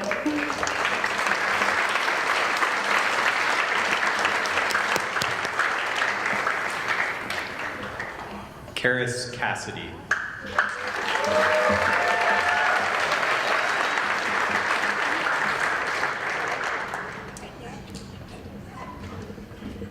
Well, yeah, I didn't prepare a speech. But I wanted to thank faculty of the program. I struggled a lot with some health issues over the past few years, and everyone was really supportive, and I wouldn't have been able to make it through without all of the support and help from everybody, so thank you. And also, of course, thanks to family and friends. Thanks for taking the back seat to PA school. And yeah, thanks for everybody here for supporting your students, and also thanks to classmates. You guys have been awesome.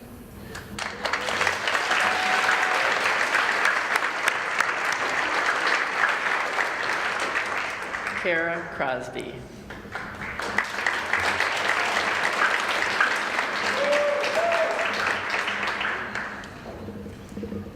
So PA school has taught me that I need a beta blocker to be able to speak in public. So I didn't know this was a thing, and I didn't take my propranolol, so sorry.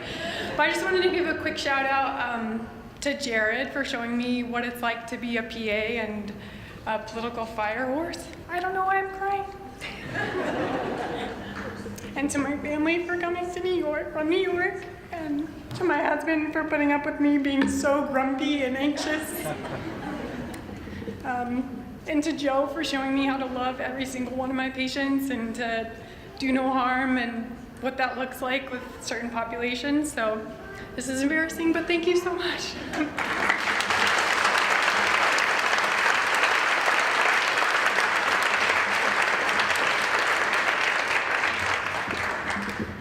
Holly Cushy.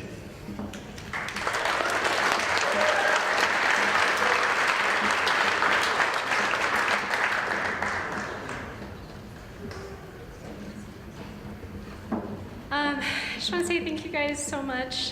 For those of you who know up here, this has not been an easy year. Life happens to you, even in PA school. So huge thanks to everybody who just even came up and asked me how I was doing. It meant more to me than you know. And Amanda, wherever you are, thank you so much for letting me come and cry in your office many times. So I wouldn't be here without you. And my amazing husband, who I just kept asking more and more from, and he just kept giving. So hopefully this is it. So thank you all so much.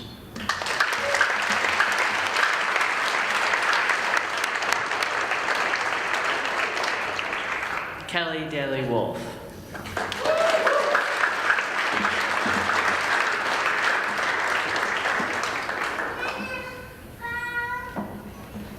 So I just want to say thank you to my family and friends and the UPAT faculty, and I am speaking after this, so I'm going to save it for then.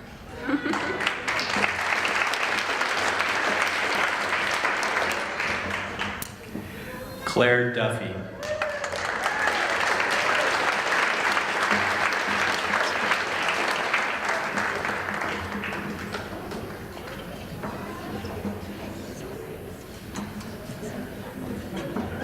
This is Ruby.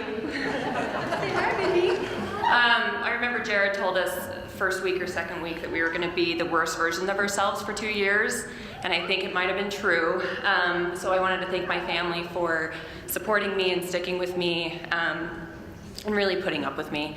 And I want to thank the program for allowing me to do something that was also very important in life, have a child. This is all for her. I want to show her that her mom, or that people in general, can be brave and do really hard things. And our class, we have the best class. Everybody probably says that, but we have the best class. And like Candace said, they're our family. So thank you so much.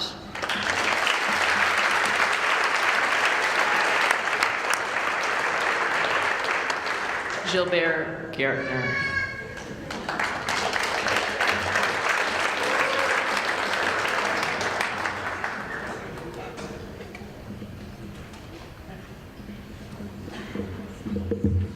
I just want to really quick thank you for everyone. Everyone that I've actually talked to throughout this whole program has changed my life in every way. There are certain people that have done more for me than you have no idea. I don't want to say all their names because there's a lot of them, but primarily my family is my rock.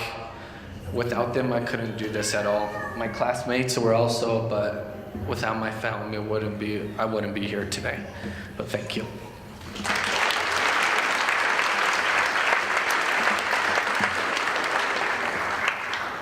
Ya-Peng Gu.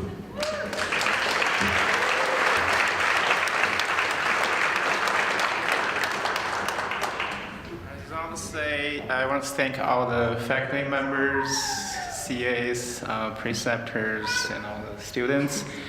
It has been wonderful to spend last 24 months with you, all of you. And also, I want to thank my wife, Wia, and also my 2 kids. They have been wonderful. All right, thank you very much.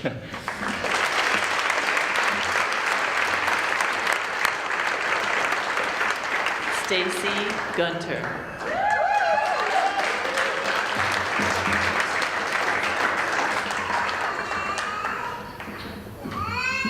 So just quick thank you to friends and family and my classmates.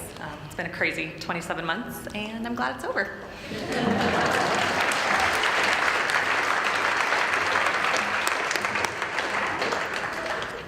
Madison Hine.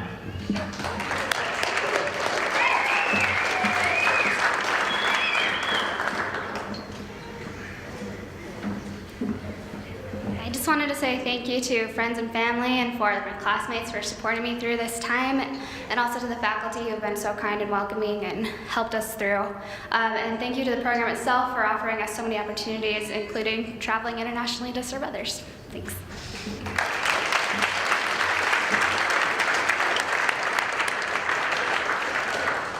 Sierra Halberstadt.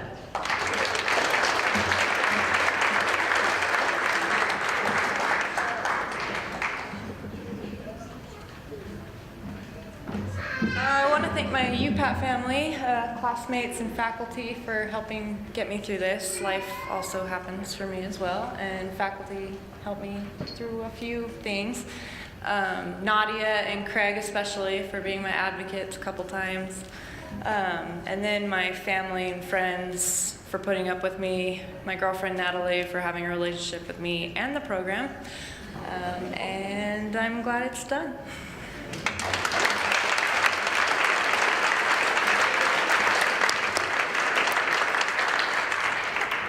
Julie Nguyen.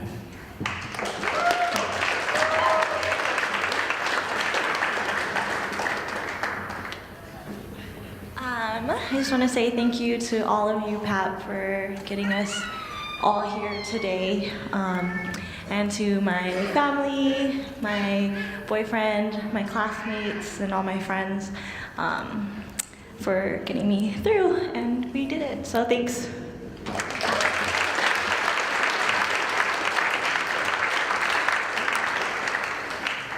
Michael Jaskin.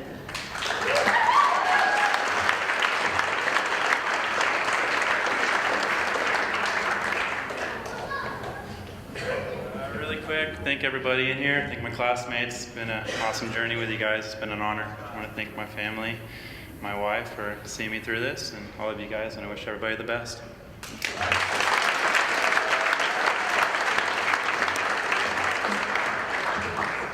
Adam Lambert.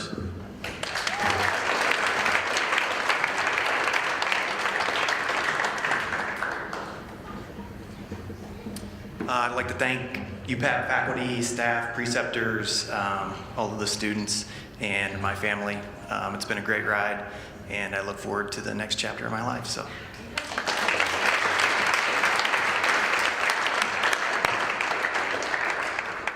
Aaron Leach.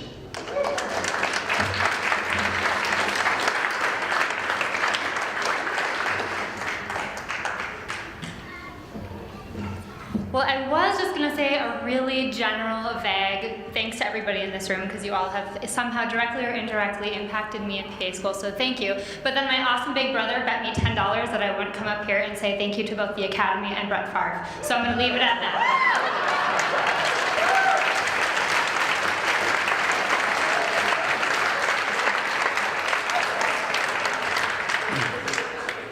Linda Lewis.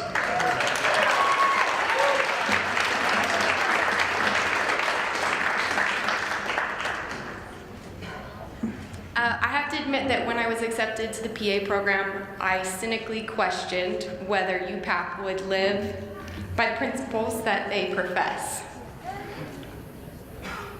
And then I became with my family, a group that could be socially stigmatized. And I saw the heart of the program. The faculty was understanding and loving. And to you, I wanted to know that the graduates would make you proud. Because there are moments that are too precious to share. I love you guys, and I will for the rest of my life, and I will spend the rest of my life committed to repaying the gift that has been the University of Utah Physician Assistant Program.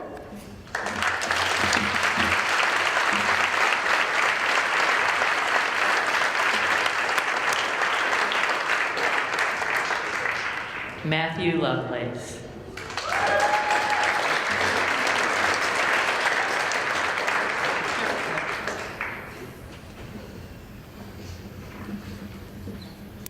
I was kind of hoping that someone else would not say something before me so that I wouldn't have to. But I think that there are a few people that really deserve to hear a thank you and I love you from me. And the first person is my wife, Nikki, of course. I should probably have more than a master's degree for how long it's taken me to get through school. She's supported me in many ways with our kids and financially and emotionally as well. So thank you to her and my other family that are here today. And I've had a couple moments in this program that were really neat for me to have kind of my experiences over the last 10 years come full circle for me. And it's been a huge blessing to stay here, not only in Utah, but to be up here at the University of Utah and to work with some of the people up here. As I look down into the first couple of rows where the faculty and staff are, I can honestly look at each face there and say that you guys have given something to me in some way and blessed my life, whether that was from the first day of the interview process and connecting with several of you to working more with you on a regular basis. And so thank you very much to the faculty and staff and to my family.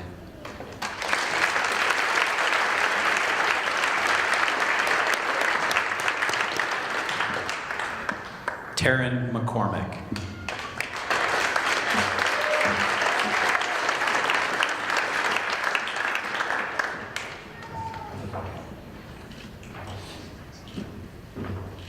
Well, guys, it's kind of nerve-wracking, you know, standing in line, waiting, and hearing wonderful things said by your classmates. And I just want to echo a lot of the same, that I'm so grateful for all of the faculty that was supportive to us along the way, and how remarkable of a program it really is. And of course, to my family, and this is a hard part.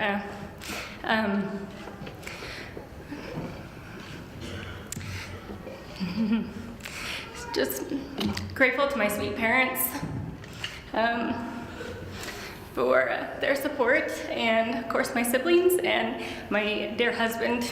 Got married, you know, just a couple of weeks, just shy of 2 weeks before PA school started. So, you know, you get home from a honeymoon, a couple days later, welcome to PA school and adios, spouse. But really, as a lot of classmates have said, our spouses do carry so much weight with the demands of school. So I'm so grateful to him, and also our little Henry for being such a trooper. And just thanks, everyone.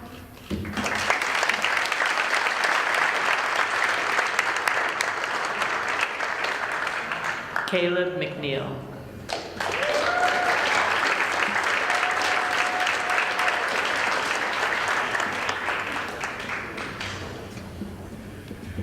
Hi. Well, as they say in Alabama, even a blind squirrel can find a nut. I can't believe I'm here. I appreciate everybody, especially the UPAP faculty. You guys do an amazing job of educating PAs. I want to special thanks to Connie and Virginia for all your mentorship. It's been great.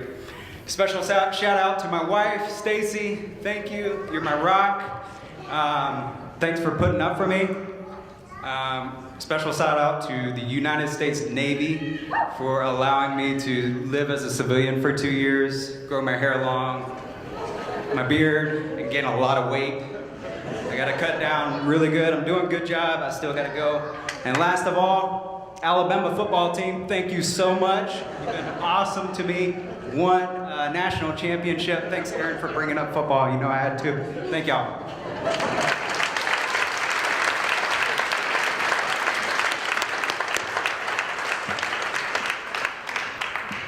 Tasia McWilliams.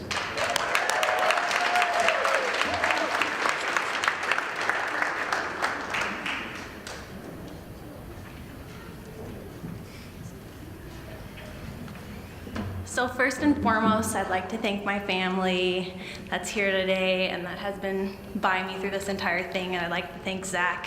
He proposed to me while I was in PA school, so it must have been okay, but sorry for everything along the way. But I was having a phone interview yesterday. No, I don't have a job yet, okay? No, I don't. And they were just wanting me to talk about my experience through school, and I could not speak more highly of the UPAP program. The people, the faculty, the mentors, the CAs, all of my preceptors, you're the best of the best, and I had the best experience here.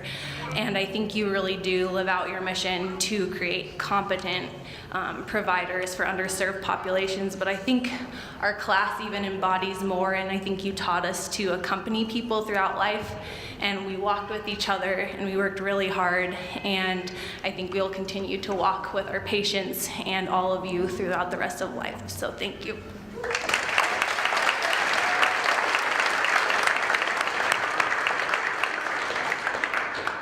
Karen Minchow.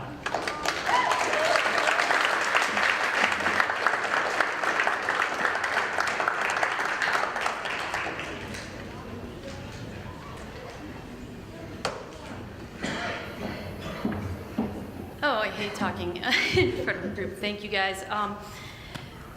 First, I want to thank the faculty for letting me into the program and prove that you can teach an old dog new tricks. Their professionalism is amazing. Their example is amazing.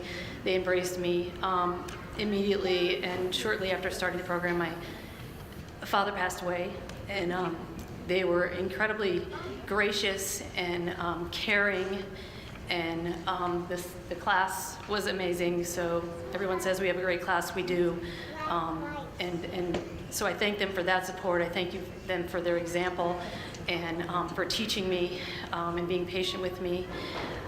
To my husband, who truly unbelievable, let me finish an entire career, retire, and then start a new one. The most patient man I know. And I had the honor and privilege of starting PA school when my daughter started college, so we studied together. Yes, we did. And during PA school, my son graduated from college. So thank you to them for their patience. Thank you to Stan for allowing us to invade the home every Sunday for large study groups. And thank you all for coming.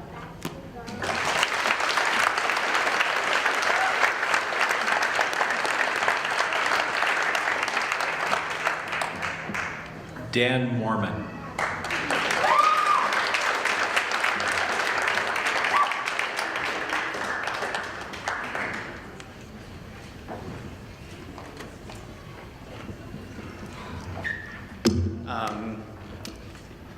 Yeah, hi guys.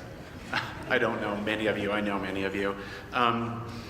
Thank you, Jared, for the kind introduction. I do appreciate it because I just wanted to take a minute to express how grateful I feel to the program for bringing me here. I truly believe it's been one of the best decisions, if not the best decision I ever made, and it wouldn't have been possible without you. I've known I've complained at many times. I can be a prickly person, and I appreciate all of you putting up with that. And so I just wanted to just take a brief minute to share what makes this program special. You've already heard it from many of the other people here, and I mean this for the faculty and the support staff that aren't here, for all the preceptors that are here that I had the pleasure to work with and the privilege to work with.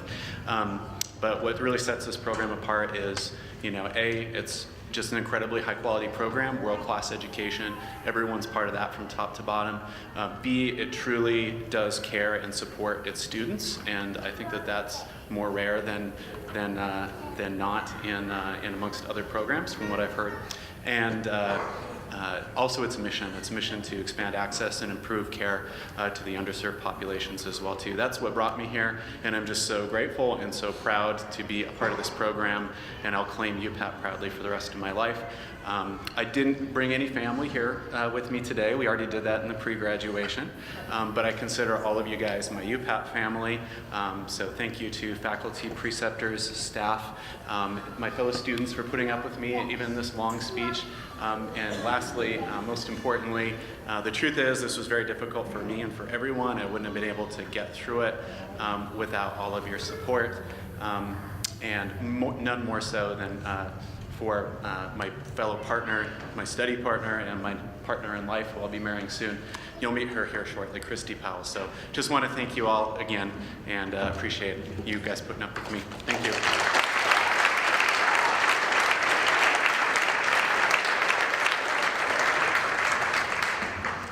Molly Nielsen.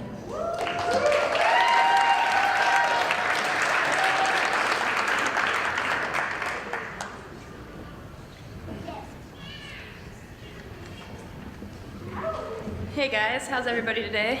I'm really appreciative you guys can all be here to support your friends and family. Like all of these guys, I just want to take a second to throw some special thanks out there, starting with the UPAP faculty because I'm staring right at you guys. But thank you for always believing in us when we didn't think that we could. This is a long, hard journey, and I'm glad that we all got to experience together. Secondly, my classmates. Without them, I think I spent more time with them than I did my actual family. And I learned something new from them every single day, so I appreciate them. A special shout out to Darren, who was my faculty advisor. He really took the time to get to know me on a personal level and was my advocate and had my back. And then the hard part, my family.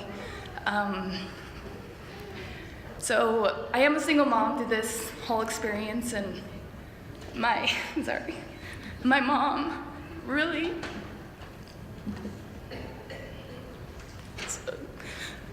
picked up my pieces after my divorce and carried me on and showed me what true love was, and took on my son, and for my father, he's older, and I'm very happy that he could be here.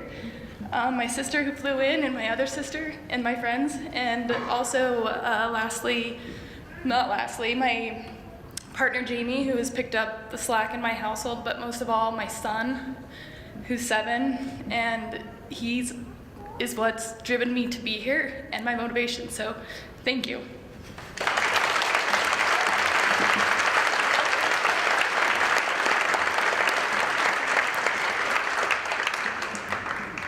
Christina Pilo.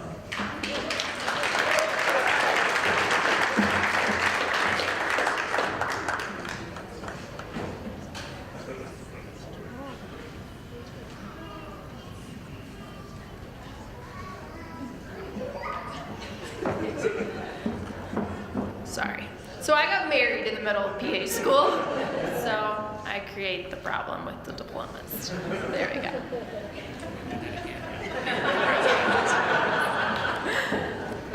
As some of you know, I've done a few degrees in my lifetime.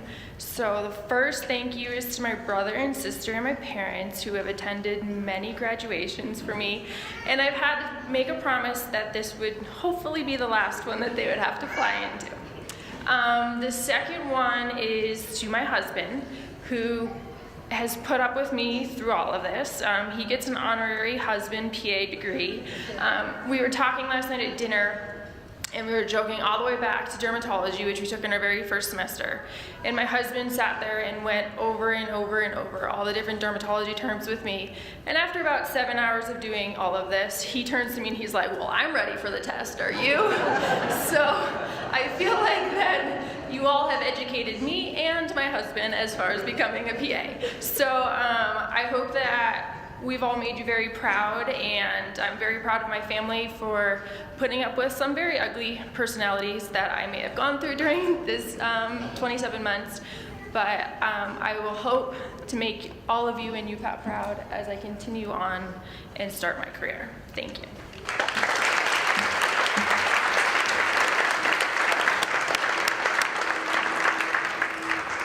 Isaac Pena Rentiero.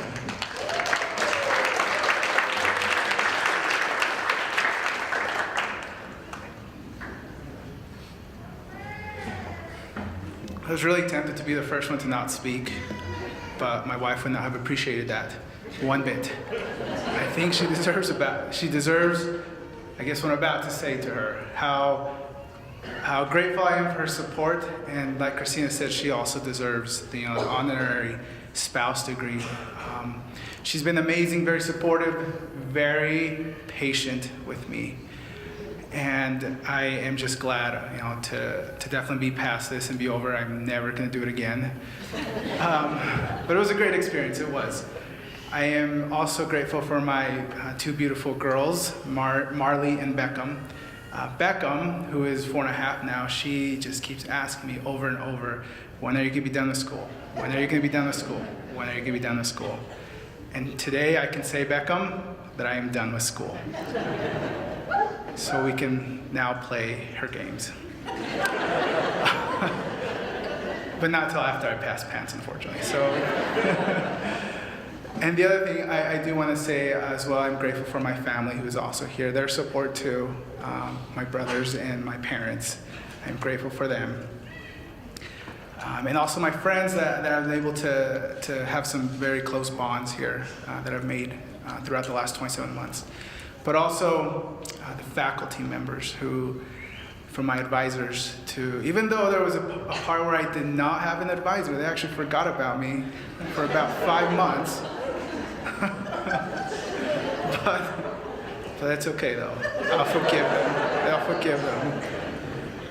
But I'm grateful to them for what they taught me, and I think most importantly, the confidence that they instilled in me. For a period of time, I felt very shaky in that.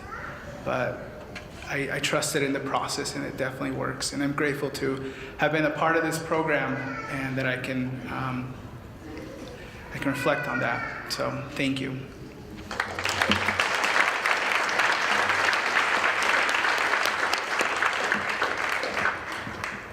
Brian Pontius.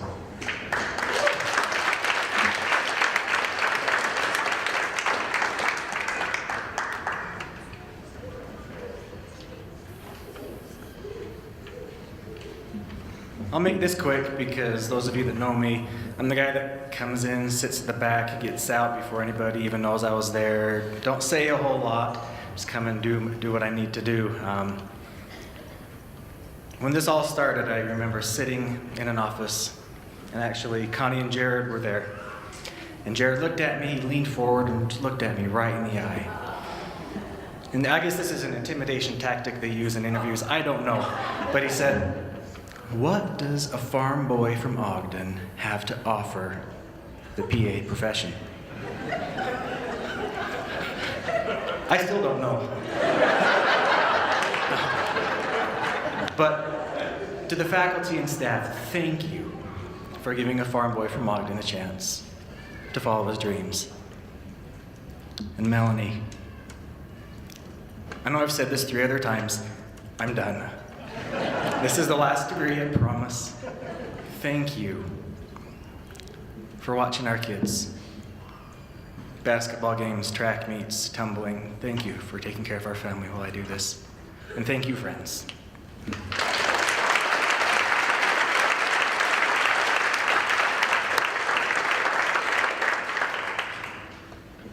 Wait, are we out of order?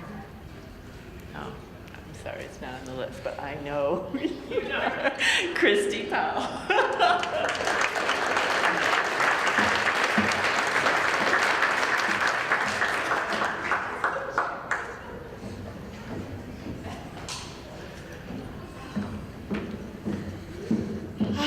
Well, we did it.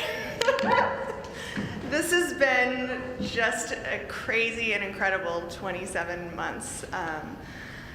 My life has just changed 100% in the last 27 months. I'm so grateful to you, Pat, for giving me this opportunity. I've found my absolute passion, and the thing that I love and want to do more than anything is be a PA in family medicine, and now I get to do that, which is just awesome and just so exciting. I can't say enough about echoing what all my classmates have said about what a great program this is and just how much they support each and every one of us through our ups and downs and through challenges that we face, and just being so encouraging to us along every step of the way. And it really is a crazy process, but you do just have to trust in it, and it works. Like, I don't know how you guys do it, but it's pretty incredible. And, you know, I want to just thank you guys and thank Nadia, my wonderful advisor, for helping me along the way. And of course, my fiance, Dan, who I would not have met if UPAP had not accepted both of us. So thanks, guys. Thank you, guys.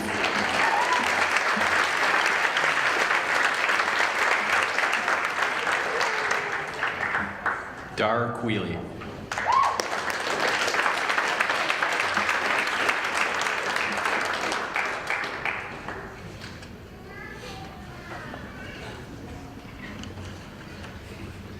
So you've heard a lot about how amazing our faculty is, and it's all true.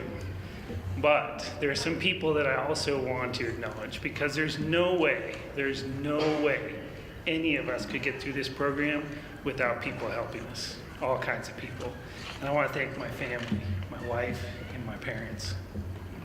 But there are some people that stand behind these faculty, and they're the real reason why they're so amazing, right? Don't tell, but they stand on some really strong shoulders, and that's Marion and Julie and Doris and Megan. And they do all the stuff behind the scenes that nobody sees. And a lot of times they don't get seen. So I want to acknowledge them for everything they did for me that I don't even know about. So thank you.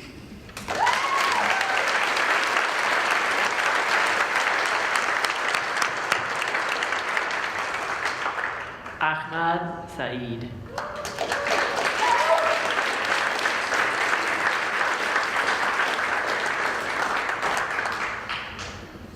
Well, I want to say thanks first of all to my family, to my mom and dad, my brother and sister, and my beloved son.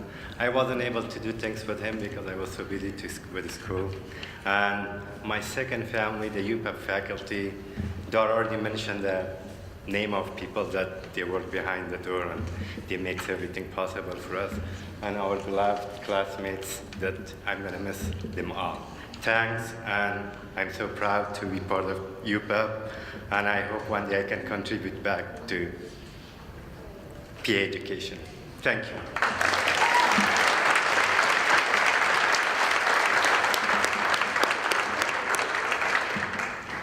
Adrian Searstens.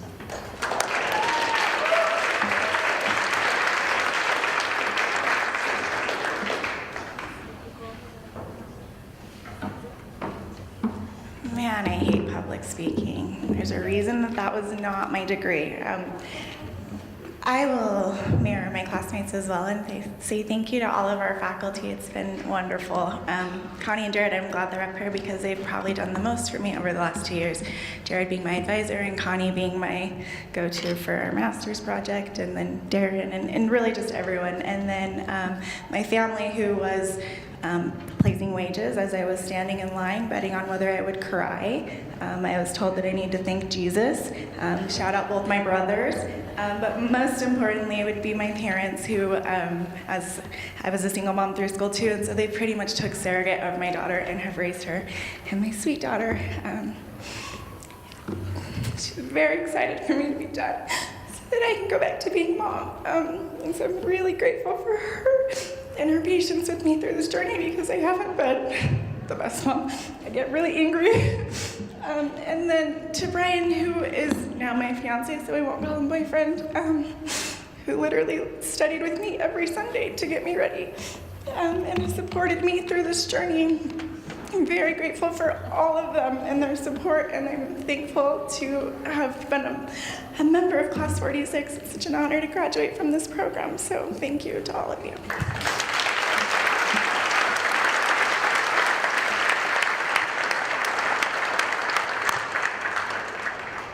Seth Soha.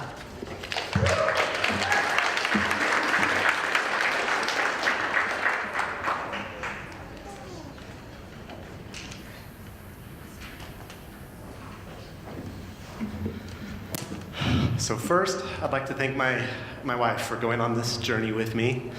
I want to thank her for all the extra shifts she picked up as a nurse.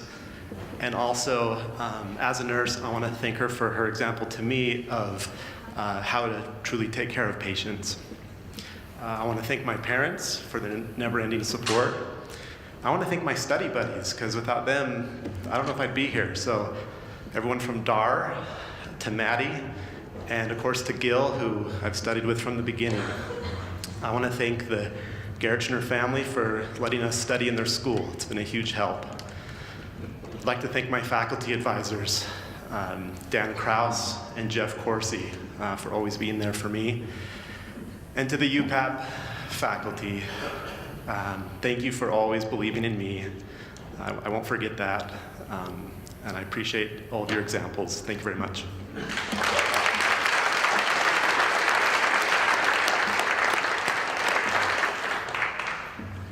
Kirk Stevens.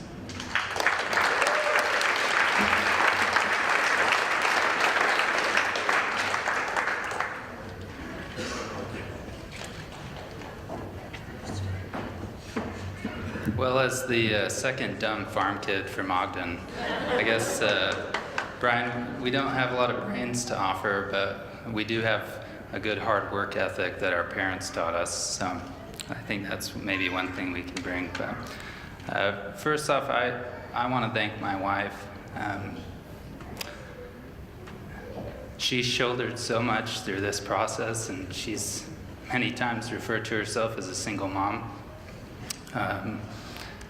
She's very excited to get her weekends back with me, and so thank you, Lindsay.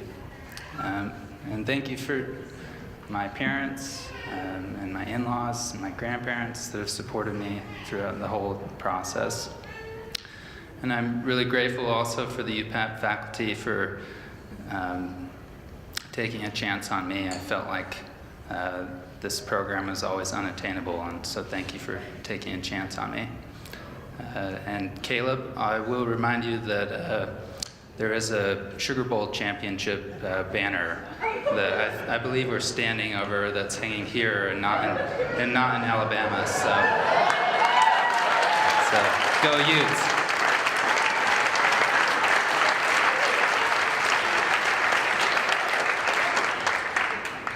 Hamilton Rick Stevens.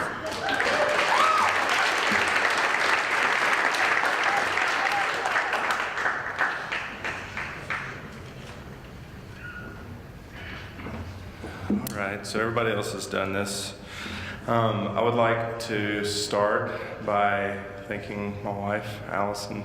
I can remember sitting at home and we decided, hey, let's move across the country like 2,000 miles and do this whole thing that they call PA school. And it was very frightening and scary and fun all at the same time. So I want to thank her. She's been amazing and supported me through all this. And all my family, my mom and dad came all the way across the country, and my in-laws, and my aunt and uncle are here as well. And so I thank them. I thank all the faculty. Everybody knows how awesome the faculty is. It's a given at UPAP, specifically Darren. I'd like to thank you. He's been just somebody to lean on and go in and shoot the bull with whenever you need to, and just a really good friend. And I feel like we have faculty, but we develop friends here. And to all of my classmates, we've developed lifelong friendships that will be forever. And I look forward to being your colleagues right now. Thank you.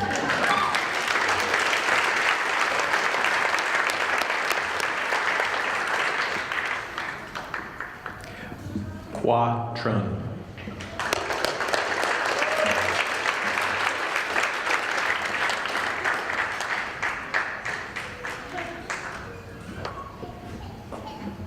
Well, I just want to thank my parents. They've given up a lot for me to be here and pursue my dreams. I want to thank my brother for dealing with my parents when they're angry because I wasn't there. My grandma, of course, and my girlfriend for always being there for me.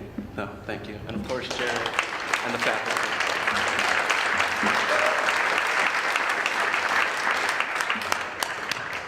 Mary Tran.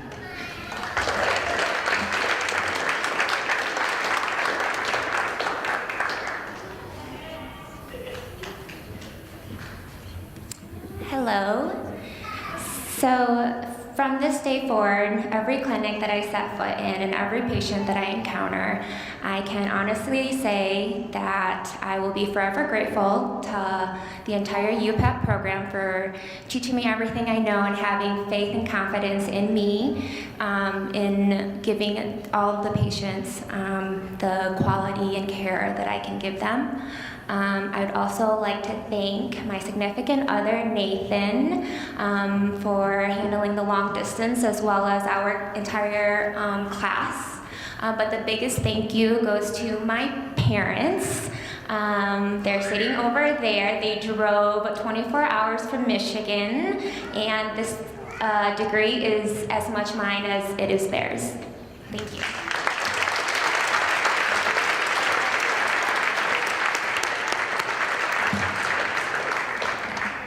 Alba Trejo.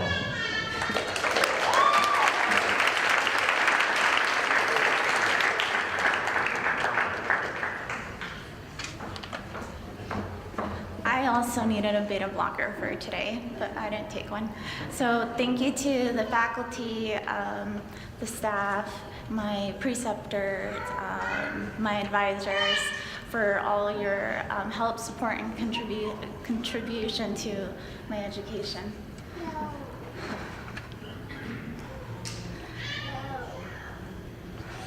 To my family,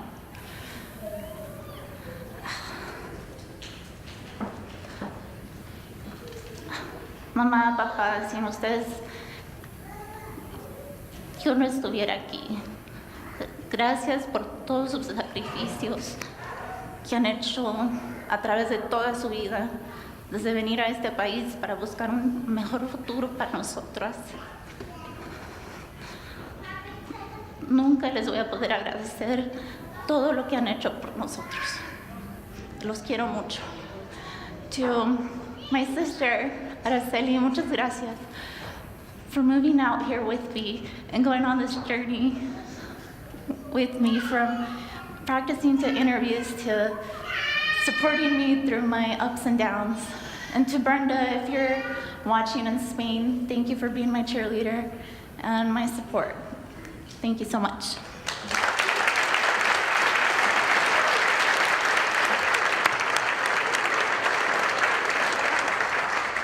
Danny Villalobos.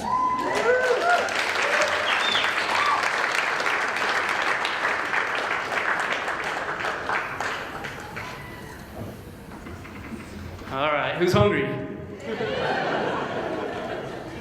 All right, well, short and sweet. My name's on the certificate, but my wife should be too. She's she's been here the whole time, and I wouldn't be here if it wasn't for her, so love you, babe. Thanks to my family. They've been supportive throughout this whole process to reach my dreams. Faculty, specifically Dan, for putting up with me. I really appreciate your advice and guidance, and I see Diane back there. Thank you, Diane, for putting up with me. Dr. Backman, I really appreciate it. So short and sweet, that's it. For everybody, so everybody's on the same page, we say Nevada, not Nevada.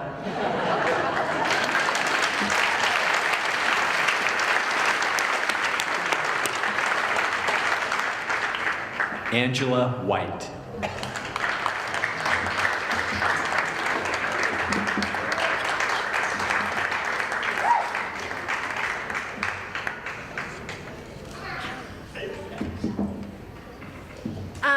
First of all, I want to thank the faculty for helping to get us through this program, especially Virginia, who was my CA advisor. She gave us some great advice and helped us so much. And Connie, who was my faculty advisor, she has been incredible and amazing, and I have been in her office more times than I should have crying, and she has really helped to support me and get me through the program.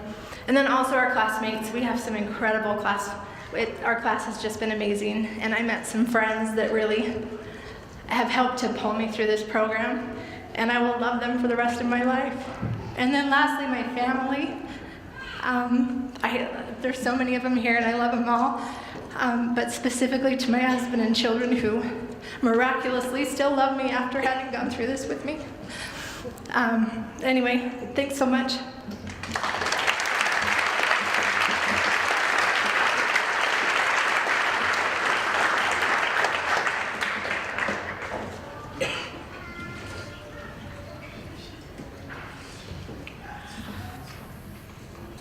Destiny Wilson.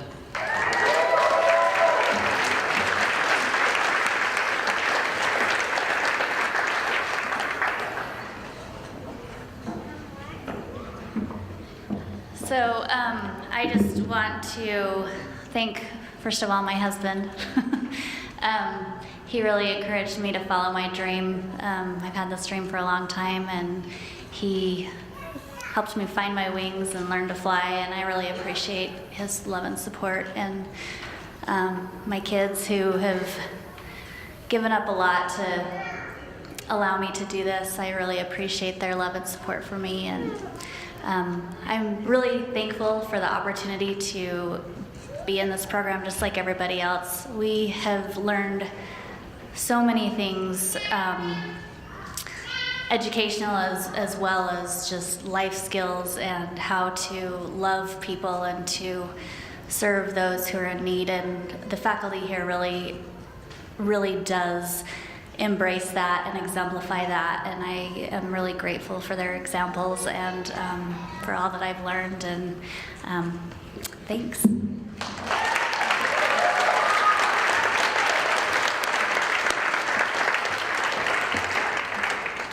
Nicholas Wen.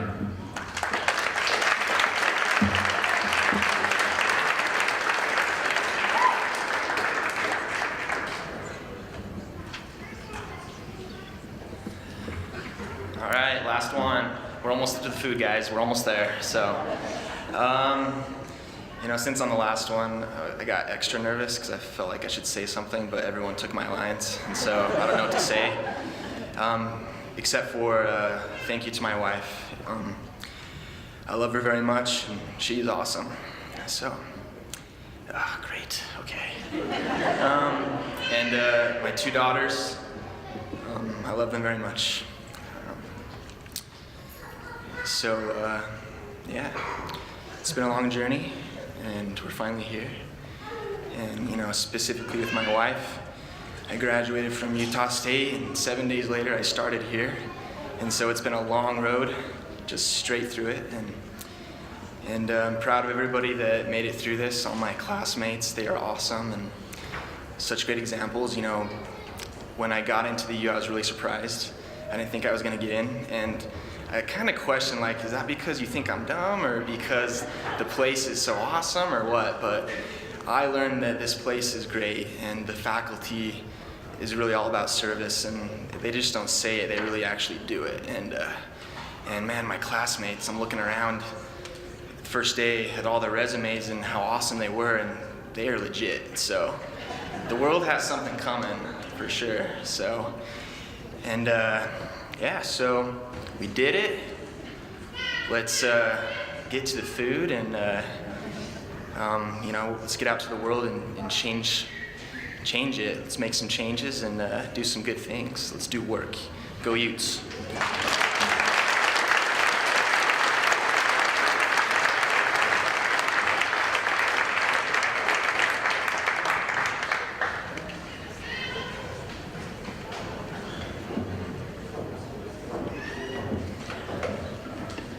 So sadly, it's not food time quite yet. I'm Nadia, and it's been a real honor to be able to be part of your journey. You are truly an amazing group of people, and you will be agents of change. We know that, and we're thrilled that you'll be out there bringing our profession to new levels. And you're the reason that we work. You're the reason we get out of bed and come to work every single day. It's an honor to participate in building the next generation. Hi, I'm Sandy, and I came into your journey just right at the end of your didactic year. So I didn't get to know a lot of you as well as I would have liked to. Just right as hospital medicine sent you out onto your clinical journey. But I'm glad you've all gotten over that trauma, and you've made it through your clinical year, and now you're going to be awesome PAs. So congratulations.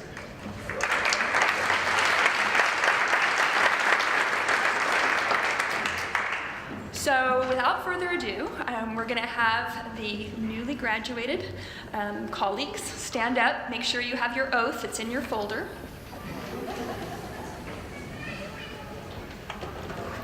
So new graduates. Everybody's looking blankly. That's you guys. Come on. Okay, and we're going to recite the oath together, which you will hopefully carry in your hearts as you proceed in your careers.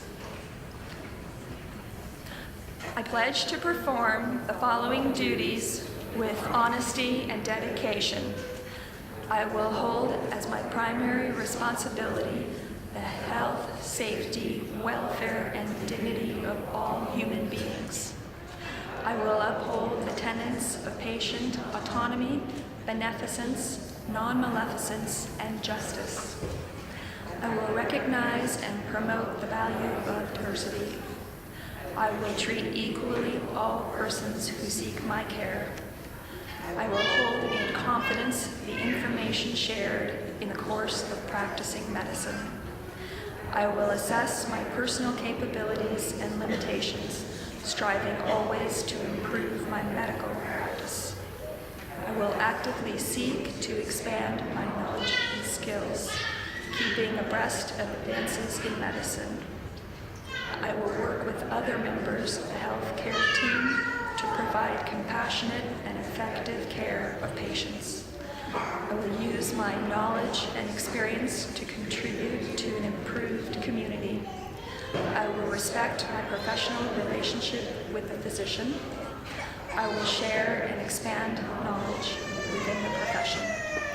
These duties are pledged with sincerity and upon my honor. Congratulations.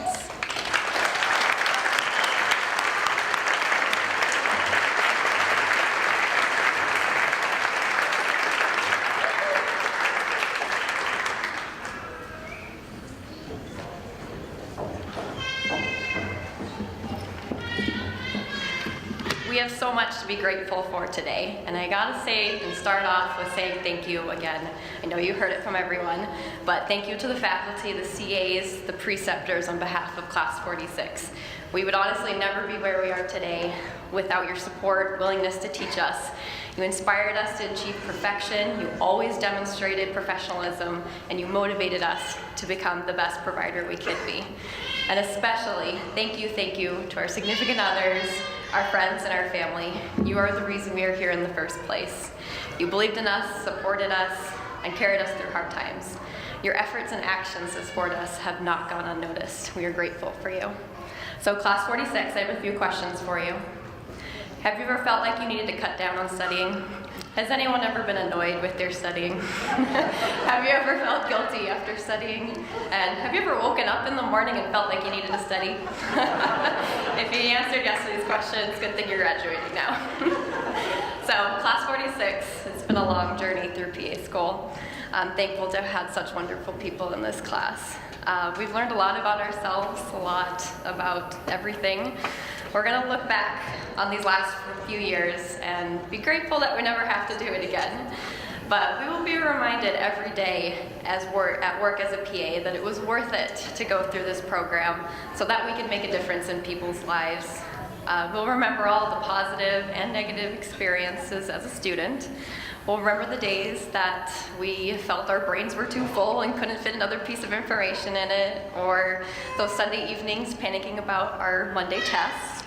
And we'll remember a lot of firsts. Our first test, our first time taking a history, first time hearing a murmur, and of course, the first time that we felt like we actually made a difference in our patients' lives.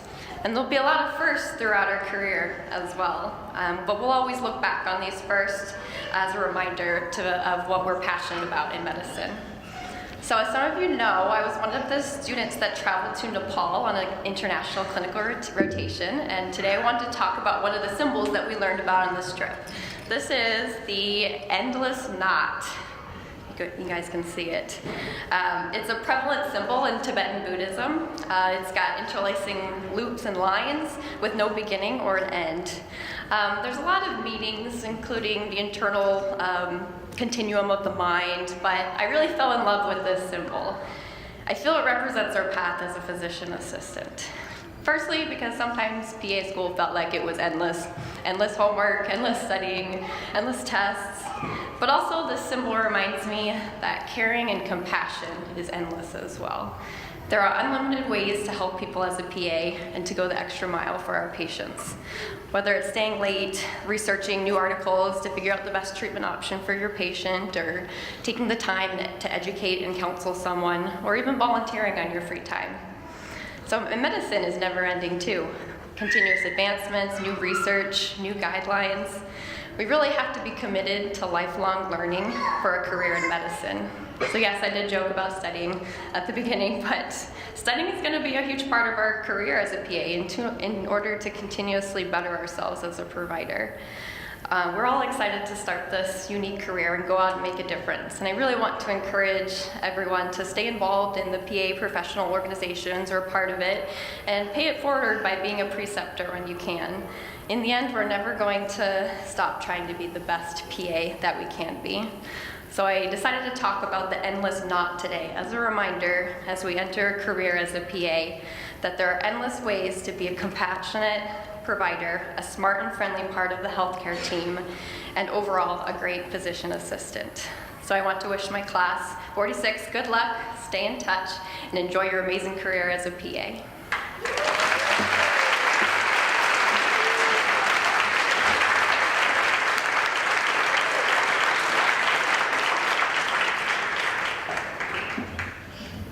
All right, we're almost there. So, in closing, I'd like to thank Class 46 and tell them that they will be missed. As I think about the words of wisdom I'd like to leave with them, it's really been heartening to hear the things that they say, because I know that they have what they need to practice. A year ago, I would have said, it feels like I'm sending them out to a kind of a stormy sea. But as we've seen the last year, it feels like there's another one on the horizon, and the ocean is rough. And sometimes when waves are coming at you, waves of change, and you're on a vessel, sometimes the temptation is to turn the vessel away from that wave. But really what the best thing to do is to head straight into it. That's the safest thing to do. And I want you to know, as you're graduating, you're going out, and I look at the core faculty. I know them. I know that who they are that have taught you, and they've given you what you need. And I'm so glad that the speaker before you talked about compassion, because compassion is the last ingredient that you need to solve these modern day problems that I think are coming at you. And so be confident. Be compassionate with yourself. You know those little apps that they tell you to download for mindfulness, which kind of seem maybe slightly offensive to some, that when they're telling you the system's bugging you? They're all on the right track in that you must be compassionate with yourself. You're going to be working in teams, because someone also mentioned today that the days of the one-man show are over. That is absolutely true. And I know that our team has talked to you about interprofessional service. You must be compassionate with your team members. They're going to have bad days too.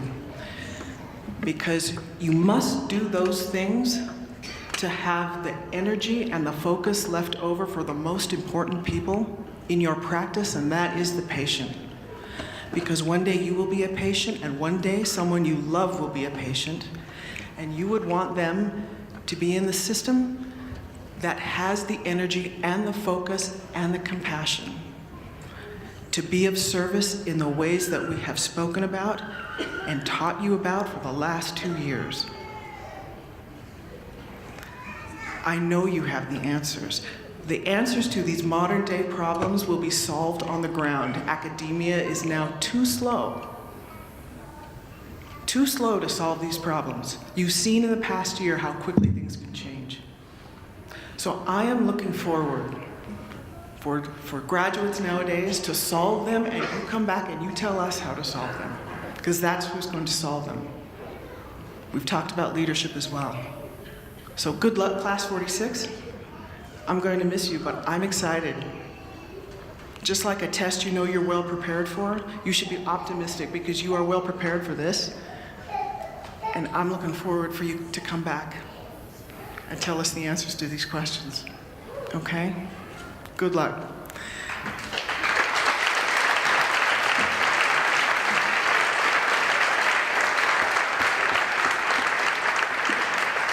And last but not least, someone also thanked the most important people in the program, and that is the staff, the people who we lean on to do the hardest work in the program. Megan, Rebecca, Melissa, Jocelyn, and Marion, and I'm forgetting someone, I am sure. Doris, and Julie. Oh, good grief, we can't forget any of them as their names pass. It's like, how can we forget any of them? Thank you so much. Thank you so much. So now, thank you everyone. It is time to eat. Thank you for coming.